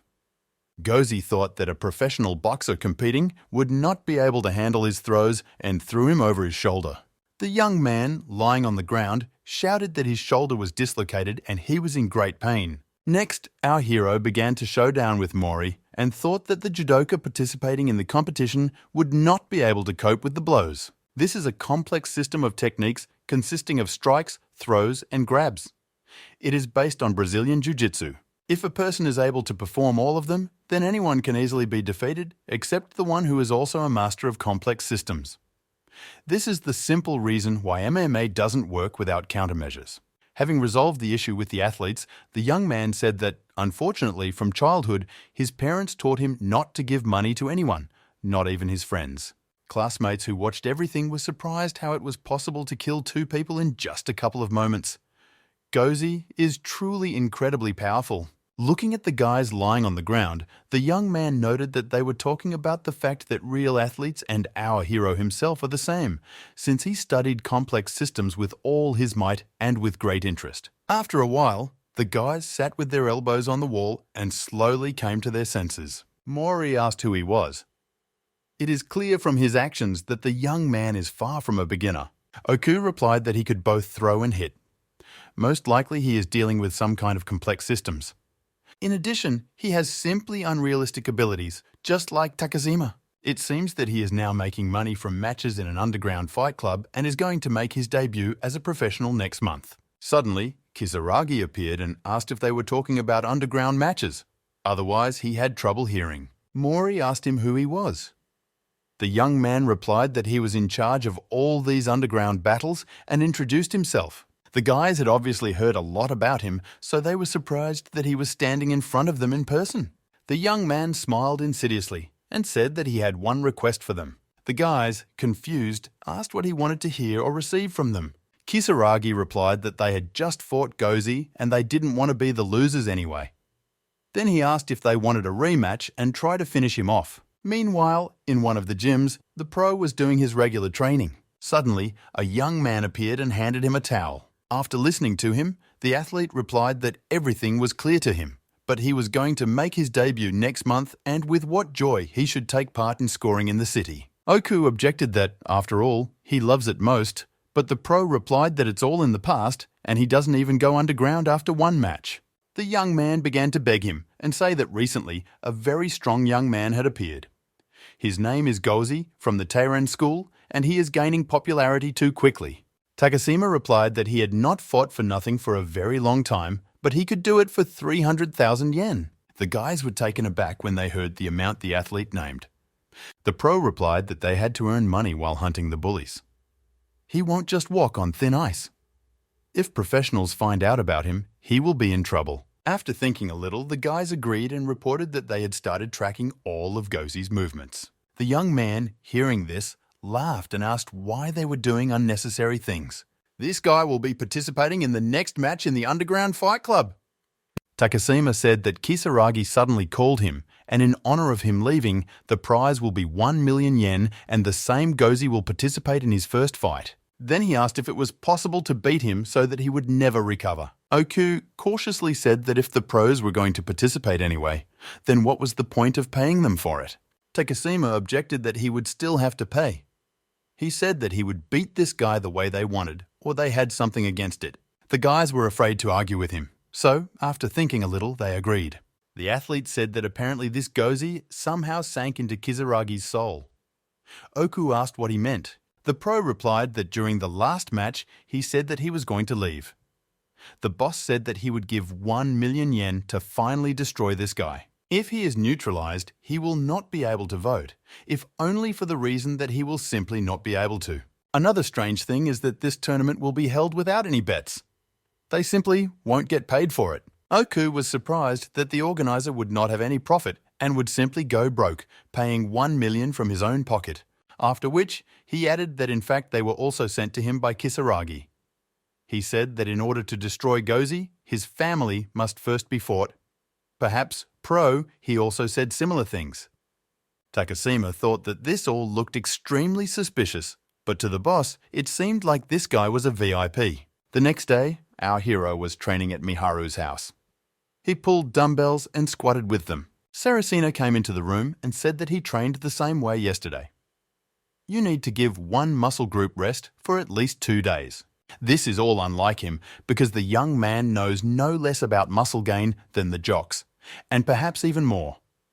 The guy, with sarcasm in his voice, replied that Saracena said everything correctly and he agreed with him, and he thought that he seemed to be in too much of a hurry. Recently there was a conversation about a professional fighter and then, perhaps, he will have to fight with Yatsuki. If during the fight he becomes ill, then this will not help him in any way and will not save the situation. After all his thoughts, our hero turned to Saracena and said that whatever it was, thanks for the warning. Miharu pointed to the protein cupcake and said that it was made with his own hands, so let the young man help himself. Then he added that, of course, I wouldn't want to brag, but it turned out very tasty. The young man was touched to himself at how economical this old man was. Miharu asked why he was looking at him like he wanted to say something. The young man replied that from the outside, he would never have said that he liked cooking so much. Saracena was embarrassed and said that one of his dreams is to open a bakery in the near future. The guy thought to himself that this role was absolutely unsuitable for a thug like him. Then he imagined a picture of his friend opening a protein sweet store and calling it Crazy Bull, where he kneads the dough and cooks everything himself. Besides, this would never make him more popular, but he answered out loud that dreaming is very good and useful. Miharu replied that yes, he also wants to open it with such a beauty and a wonderful girl as Chisato. Our hero, out of surprise, thought to himself that he would not allow this. But then he smiled slightly and said that no matter how it was, he was grateful that he had such a good friend next to him who would always stop him in time when he was bored and mentally relaxed with various jokes. Saracena replied that he was quite serious about what other jokes he made about the bakery and Chisato. Gozi asked to stop trying to marry his younger sister. To himself, the guy thought that someone who has a martial arts system must have had hard and intense training, which is one of the key points in becoming a professional. With a skinny body like his, fighting against a pro is fraught with danger, and it seems like he won't be able to pull off this fight and won't last even 1 round. But he is obliged to protect his little sister, so he must build up his muscles and regain his strength as soon as possible and by any means necessary. Meanwhile, someone beat up Mori and Oku. Takashima responded to this by saying that he didn't think there would be anyone who would want to fight with him. The young man replied that he was not a professional yet. He can become one only if he enters the top 4 among amateurs in competitions. There should be no agreement with the group. If he participates, the result will decide everything. Takashima said that the stranger understands everything correctly, but for some reason he still starts a showdown. The guy replied that if he became a pro, he would not be able to participate in scoring, so there was no more chance. The stranger turned out to be Murayama, who said that if the athlete is ready, then let him attack, because his 2 allies are already lying on the ground and everything can be blamed on self-defense. Takashima asked why it had to be him. Ichiro replied that he always wanted to try to fight a martial artist. In a juvenile detention center, a little girl weighing less than 70 kilograms beat him half to death. The pro was surprised how it was possible to defeat a boxing master with such a physique. Therefore, Murayama wants to fight Takashima. Their height is approximately the same, but the athlete has twice as much muscle. Basically, they are about the same size. Then he added that he forgot to say that recently, he also began to be interested in martial arts. In order to take revenge on that kid, and Takashima will simply be a punching bag for his training. After listening to all this, the professional laughed loudly and said that he was not normal because he decided to make a punching bag out of a person who was stronger than the young man who beat him at one time. Ichiro replied that right now they will decide whether Gozi is stronger or not. Hearing a familiar name, the professional became interested and he decided to give his consent. Having said that you can already start having fun, Ichiro rushed to attack the master of sports. They deftly dodged each other's attacks and the guy thought that so far everything was happening exactly the same as with Gozi. When Murayama wanted to hit him in the face, the pro, just like the kid, used a technique: evasion. Then Takashima suddenly ran at him and knocked him down. He fell to the ground from his own height. Having saddled him, the pro stated that his opponent had been knocked down, and if he wanted to give up, then let him say so now. Murayama thought to himself that again, everything happened exactly the same as with Gozi. But he is no longer the same person he was before. That time when he was knocked down, he could not get out of the trap that had formed. In order to improve and not make past mistakes, he trained hard in the dojo. When Ichiro brought his fist to Takashima's jaw, he asked if he was really doing complex training, because it was impossible to transfer weight into a punch from below, and he doesn't use his back. One punch will not produce any power. Murayama replied that his reasoning was correct, after which he silently raised his thumb to the professional's eyeball. Jumping up, Takashima stated that he wanted to gouge out his eye. What is he even trying to achieve? He just wanted to take part in something in between scoring and complex systems or something. Ichiro replied that everything was correct. He began studying complex techniques to learn how to get out, starting with pinning techniques. As the pro has already heard, the young man is engaged in boxing, so when he stands in fights, he cannot lose. The athlete shouted that in this case, he would now wipe the confident smile from his face, after which he made a powerful blow directly to Murayama's genitals. Then he sharply gouged out his eye, and Ichiro lost his sight forever. Takashima stated that he, with his 7 and 10 kilograms, was able to defeat a more than 100 kilogram heavyweight boxer in just 3 steps. After which, with confidence and narcissism, he said that he was still a genius. Ichiro thought to himself that to master the Gosi eye poke, based on a modern Japanese art that has its origins in Shaolin Kung Fu, no special training is needed. You just need to aim for the face and attack like a machine gun. But Takashima's eye poke is clearly different. The young man was aiming not at a plane, but at a point that was very difficult to hit. A professional uses techniques not only from complex systems. Is he really even more skilled in fighting without rules than that nimble little Gozi? Murayama turned to the athlete and asked him to tell him how he managed to hit one single weak spot. The young man replied that he was not only a fighter of complex martial arts, but also a master of street fighting. Then he said that Ichiro said that Gozi has techniques from complex techniques. He is going to fight him underground. And as he knows, in this fight club, you cannot follow the rules and hit him in the eye and genitals, so the ring will be his. Even if someone there knows the complex is better than him, he will still lose. These fighters train seriously, but they are simply masters of competitive, integrated martial arts. They do not have the skills of killers and experience in street fights, so it is obvious who will win. The arena competition is still ahead and it will be very interesting. After that, the young man took his mobile phone and sent someone a message. The answer came very quickly, and the pro said that he had to go. He was going to visit the girl. The guys asked how he could go and indulge in carnal pleasures after such a harsh execution. Takashima replied that this and violence for him come one after the other. They are connected to each other. But he added that stealing and committing violence against a rival's younger sister is too much. Oku replied that Kisaragi said that in order to get Gosi, it would be necessary to resort to even that. The pro stated that it seemed like the boss really liked this guy too much. Then he asked what his sister looked like and if she was cute, after which he added that he would pay them 50,000 yen out of the 300,000 that he was owed if they filmed him bullying Chisato.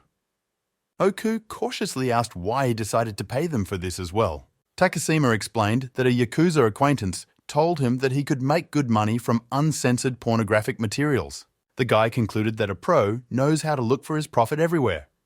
He replied that he plans to live on money from the business. On the day of the fight, the young man came to an underground fight club where a crowd of guys greeted him and bowed.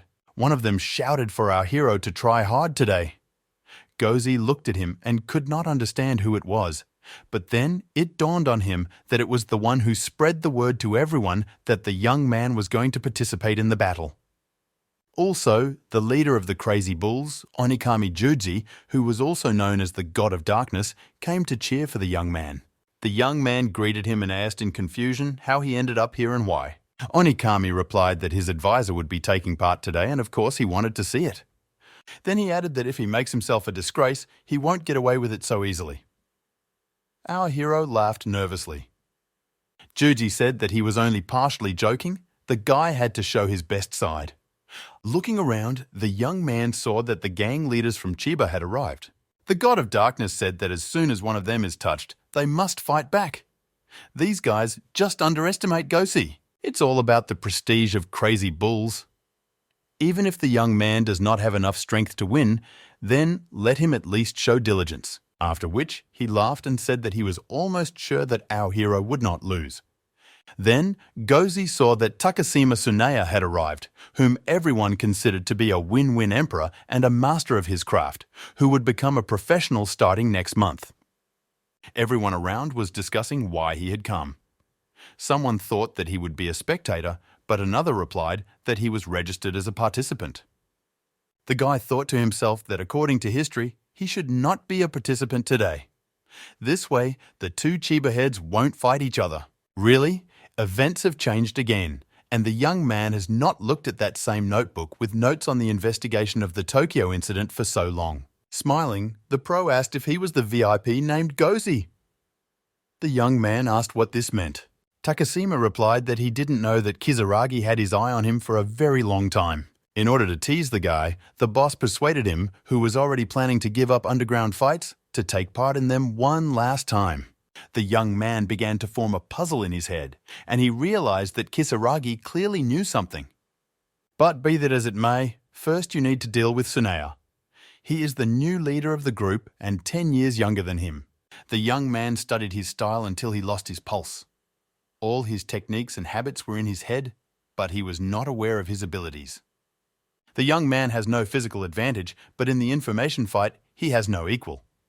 Perhaps something will come of this. Then, Takashima got ready to leave and finally said that Gosi would have the first round with him. Then he muttered under his breath that it seems that the opponent is fond of complex ones, but he does not want to use only them and will demonstrate all the strength of the street fighting master as well as what he is capable of. Meanwhile, Chisato stood on the street and waited for someone who was clearly delayed. Unexpectedly, Saracena appeared, who was very apologetic for his lateness and said that it was because the train was late. The girl thought to herself that she was not at all surprised by his strange appearance, because he was a friend of her older brother. Miharu looked extremely provocative and unusual, so everyone around them did not take their eyes off them. Chisato cautiously asked why he was wearing a suit. The guy replied that it was all just like that, especially since they were going to go shopping. Therefore, he decided to wear it just to be sure. The girl laughed and said that it was not necessary to do this. The young man was afraid that she didn't like it and began to worry that he looked too formal. Then he rattled for her to wait just a minute. He quickly ran to the store and bought himself other clothes. The girl was confused by surprise and could not understand where he rushed and why. After some time, he reappeared and apologized for keeping him waiting. He was wearing a terrible red leopard shirt. Chisato laughed nervously again. The young man was worried that this time he dressed too roughly. Then he again asked to wait a little. This time he would choose a much better image and it would be perfect. After which he began to quickly run somewhere and say that he didn't want her to be ashamed of him. The girl noticed that everyone around was already staring at them and thought that her older brother's friends were so strange. Chisato was already waiting for Saracena and got bored. Meanwhile, two young men were watching her. It was Oki and Mori, who were talking about the fact that it looked like the young man would be gone for a long time and perhaps would not return at all. Then the boxer said that he would go and steal it now and let his friend cover him at this time. The judoka noted that she is really cute and looks much better than in the photo. Oku replied that he also thought so and that she needed to be dragged into the mountains for 2 days in order to film a bunch of videos. Mori said that he had been holding back for so long. The boxer replied that he too and smiled disgustingly. They were just about to leave when someone approached them from behind and put a hand on their shoulder. It was Iki Yatsuki, the strongest man in the world, according to all the high school students. The young man asked what they meant by stealing his close friend's sister and dragging her into the mountains. After looking at each other, the guys asked each other what this little guy wanted from them. Apparently, he doesn't understand at all who he decided to contact and blurted out something threatening. Oku said that he is aware that in fighting and martial arts, the difference in weight is equal to the difference in strength. Mori stopped him and said that there was no point in explaining anything to thick-headed hooligans.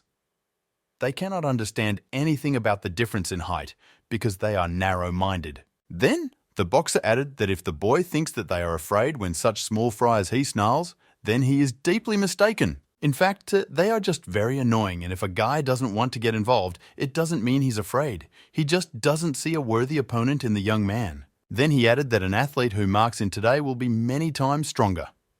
Today is the hardest to get into and most prestigious university in Japan, where top athletes can get into without taking exams.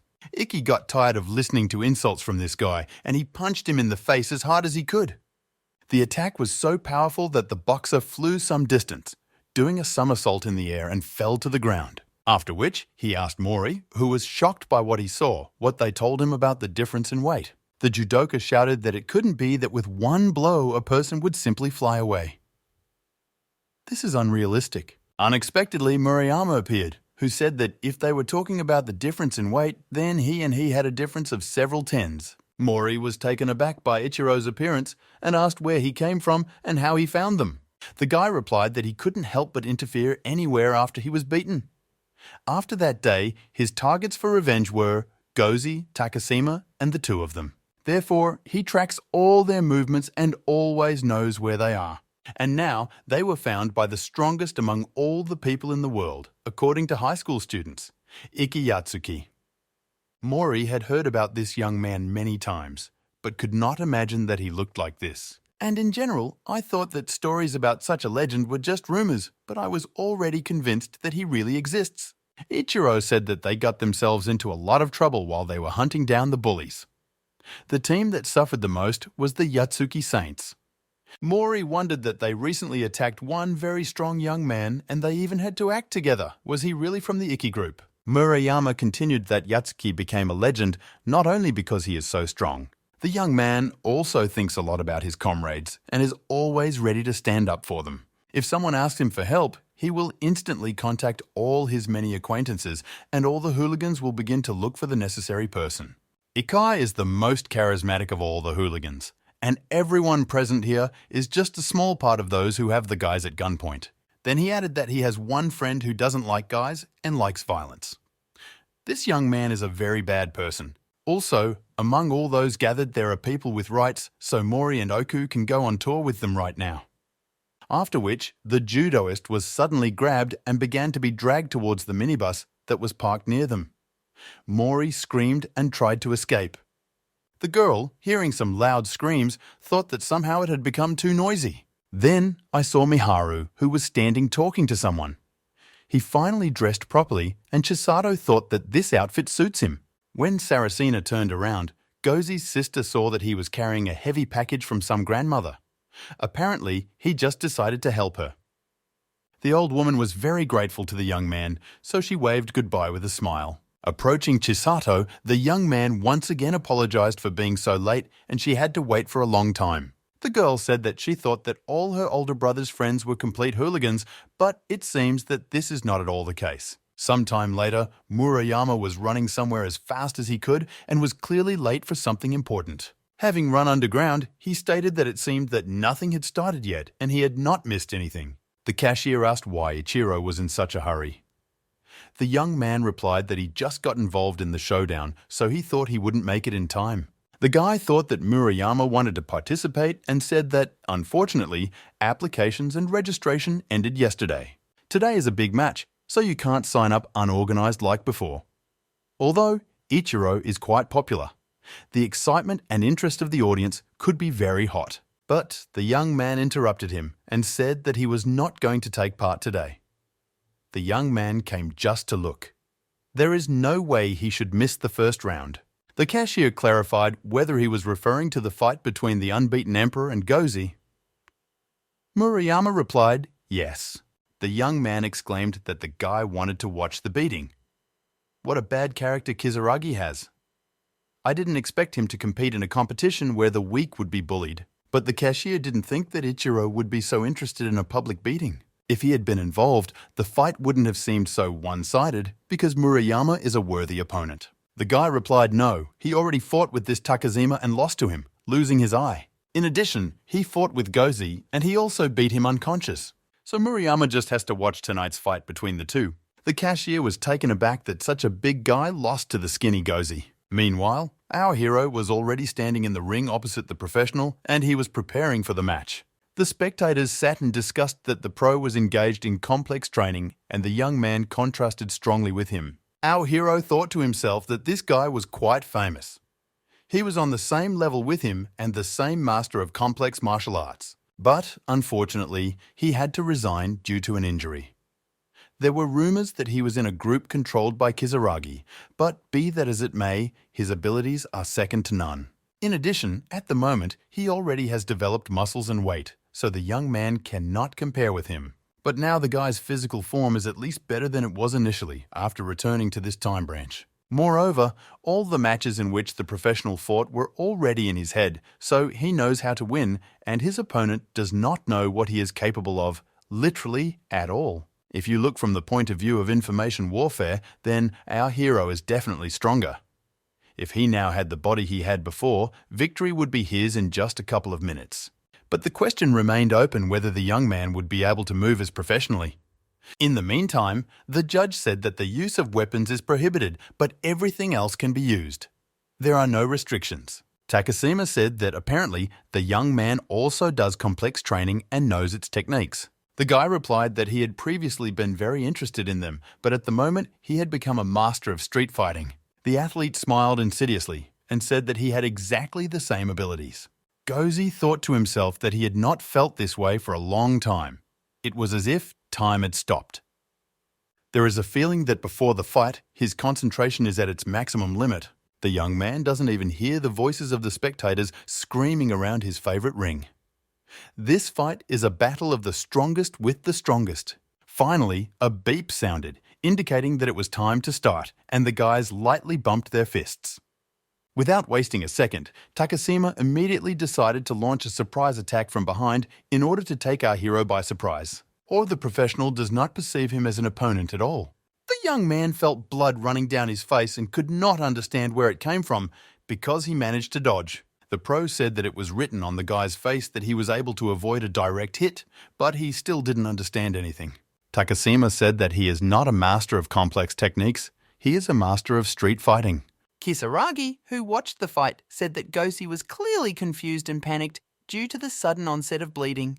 Then he turned to Kagurazaki and asked how he, as a weapons master, liked this outcome. A sadist would obviously suggest that they take knives and try to dismember each other. Kagurazaki replied that he shouldn't talk nonsense. When a young man takes a knife, he chooses a time and place. And, if with the conditions of an underground match, then weapons would not be the best option. Kisaragi said that the answer was quite thoughtful, and he himself would not want his ward to get hurt too much. The sadist said that he wanted to return a long time for the fact that the fallen man was picked up and put on his feet. If the boss orders, the young man will get the insides to anyone who needs them. Our hero stood and thought that he dodged, while his opponent managed to hit the target. The thoughts were interrupted by the judge, who ran and shouted that everything needed to be stopped as the young man was bleeding heavily. The young man was perplexed that injuries were being checked at an underground match. Meanwhile, the man muttered that the eyeball was not hit. The young man thought to himself that what other apple? The cut couldn't be that deep. After which, I noticed how, on the other side of the ring, Takashima was passing a small blade from his hands to an acquaintance. The young man did not expect such treachery and asked the judge if he was also bribed like everyone else. The man replied that anything could happen. Gozi said that it is strange that bleeding is checked at an underground match, that he can understand just by looking. The judge replied that everything was correct. They didn't tell him to go and examine him, but they also didn't tell him that he couldn't. The young man realized that everything was carefully planned against him, and he was already in the hands of his opponent. Then there is only darkness. Our hero shouted that that's it, just examine him, and the path will finally move away from him. Looking at Gozi's gaze, Takashima asked if he guessed what just happened. The young man answered yes. The pro asked why he wasn't angry, since he had just been cut and tried to deceive him. Our hero replied that there was no point in protesting because no one would listen to him anyway. It would look very stupid from the outside. The pro didn't waste any time and delivered his next kick to the torso, after which he tried to strike the next blow to the face. Gozi noted that the guy would attack without him even noticing. The young man thought that if an opponent who is worse at pinning technique than him hits, then the sequence of his actions is predictable. After dealing damage, a capture will follow. Then he will climb on top of the enemy, and that in fact is all, the final part. Takashima stated that, having done some compound training, it is too early to try to compete with him. But suddenly, our hero grabbed him by the ear. This is a forbidden technique in complex martial arts. In a person, a reflex is triggered when his ear is pulled. Whichever direction they drag him, that's where he bends. When engaging in free-for-all, this is the most common way to avoid capture. The professional did a somersault back some distance from Gozi. The young man defiantly told him to get up and continue the fight. Takashima noted that the young man is really not a master of complex techniques, but a master of street fighting. No more pinning by sticking your fingers in your eyes and tearing your ears off. There is no risk. But due to the bleeding, our hero had a limited field of vision, so you can simply beat him. After which, he delivered a powerful kick to Gozi's kneecap. All that remains is to finish him off using your usual techniques. It would be enough. The young man noted that his sequence switched to strikes. Now, everything is going as he planned. Takashima landed a hard blow to the head, which Gozi did not have time to dodge. Seeing that the guy began to lose his balance, the pro came to the conclusion that his blow was just right. All that remains is to deliver the decisive blow that will turn off the opponent's consciousness and lead him to victory. Our hero thought to himself that this was his trick leading to a knockout. He hits the back of the head with a high kick after rendering his opponent unable to fight back. This technique is actually 90% effective as a knockout. Our hero successfully dodged this attack. Understanding all this, Takashima thought that the young man was stupid and did not know everything about it. But the young man calculated everything from the very beginning and knew all his further actions. The young man is not stupid enough to allow a blow to be thrown that will cause a concussion. After which, he punched his opponent in the jaw. After which, I roundhouse kicked him in the face as hard as I could. Takashima was already almost passed out and began to fall to the ground. All that remained was to deliver the final decisive blow. Of course, this is an attack to the throat. In complex martial arts, this technique is considered prohibited due to its danger. Having already brought his fist to the desired point, Gozi stopped and said that he could be killed in this way now. After which, he turned and asked the judge if he should continue. He replied that no, the young man won, because if they have a corpse here underground, then this will cease to be entertainment.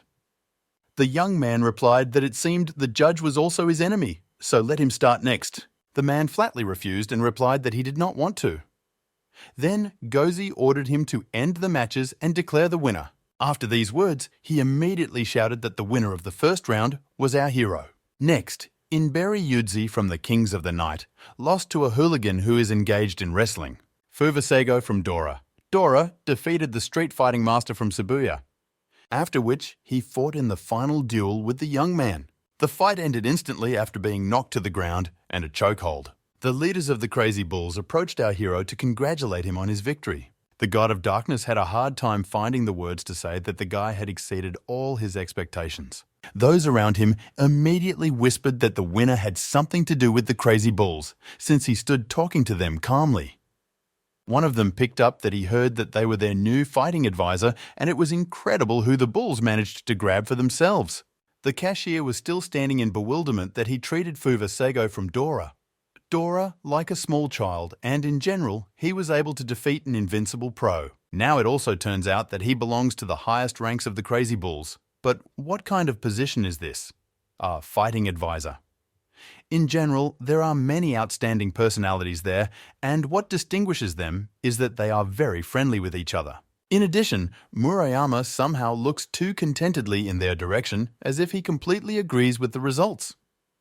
Who is this Gozi really? At that time, our hero thought that he had managed to prevent the formation of an alliance consisting of two factions originally from Chiba. But I didn't even have the slightest idea what would come to Kisaragi's head next and what he would do. After the fight, the young man walked a little with the heads of the crazy bulls and talked with them. Thus, the guy prevented the formation of a group from Chiba.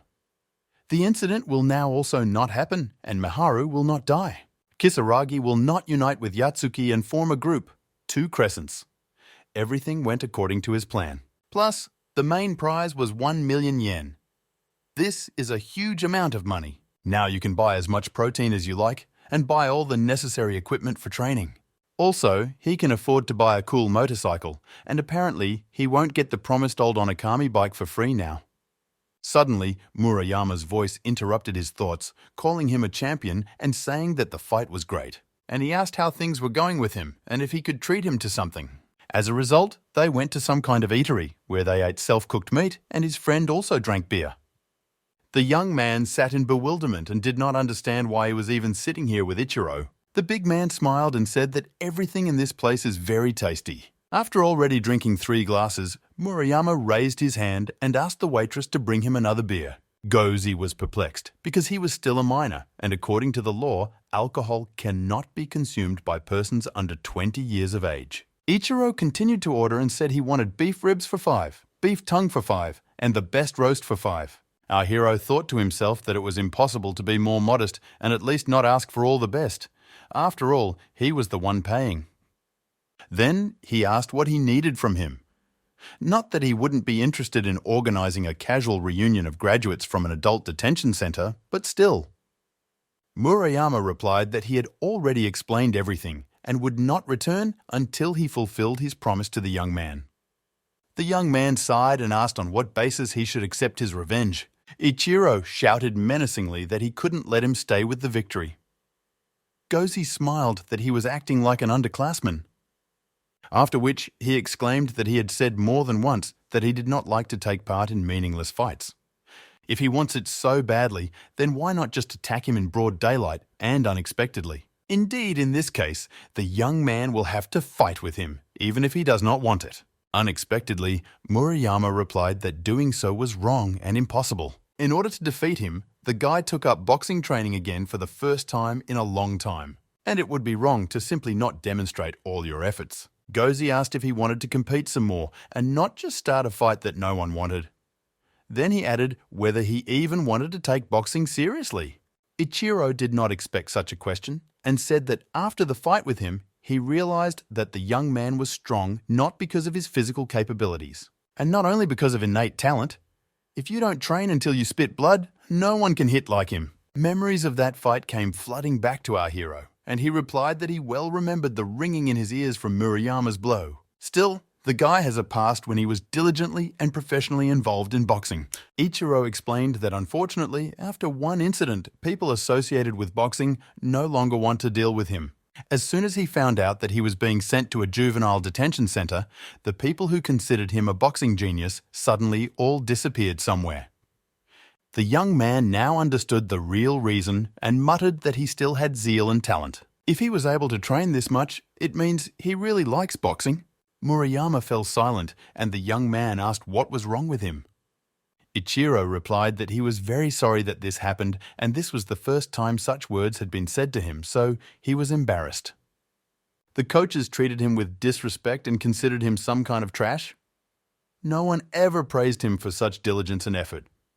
So he was embarrassed when he heard that he had talent. All the other hooligans think that he is boxing only for the sake of taking part in street fights and applying his techniques there.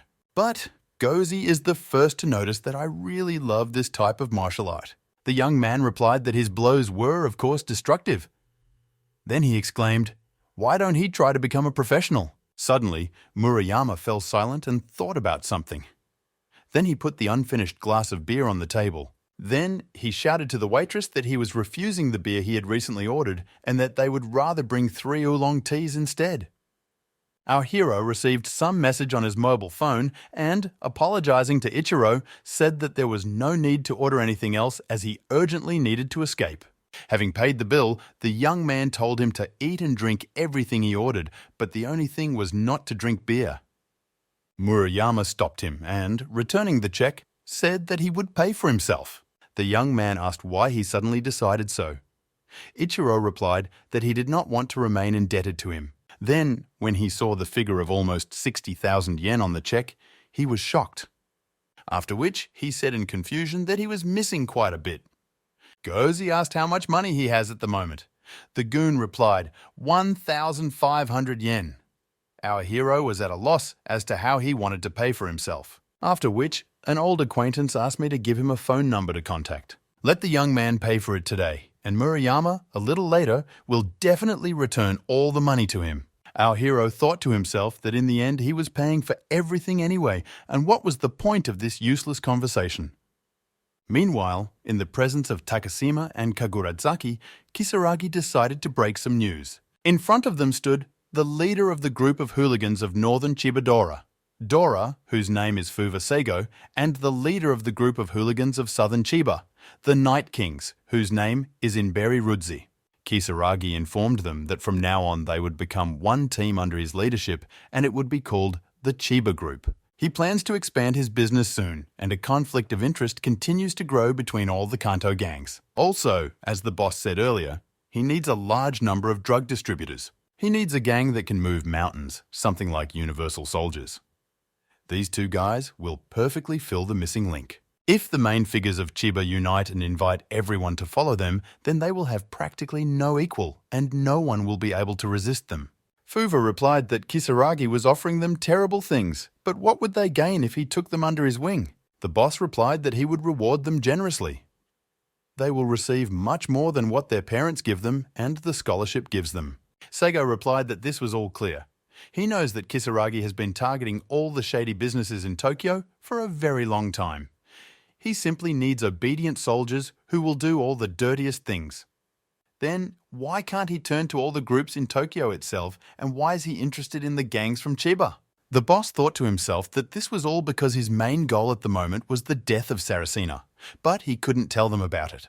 Therefore, he began to say that the balance of power in Tokyo is much more complicated than it seems to them from the outside. Its different regions have divided spheres of influence among themselves and are now tied to each other hand and foot. If Kisaragi starts a big business there, then his current army of subordinates will collapse in the blink of an eye. Inbari got angry and called the boss an obscene word and said that he really thinks that Chiba is a fruitful place for him, where no one can put a spoke in his wheels. That is, it turns out that he does not respect the Gopniks from this city. Then he said that depending on his answer, he would decide what to do with him next. But then he exclaimed that it was too late and he was very angry, so what would they do next? Kisaragi, after listening to him, thought that he was very annoying and behaved like a caveman. Then Rudzi looked at Kagurazaki and asked what he was doing here. Did the boss really take him in out of pity? According to rumors, he once already recruited a gang of 100 people, and as a result, they were driven into a corner and turned into a bloody mess.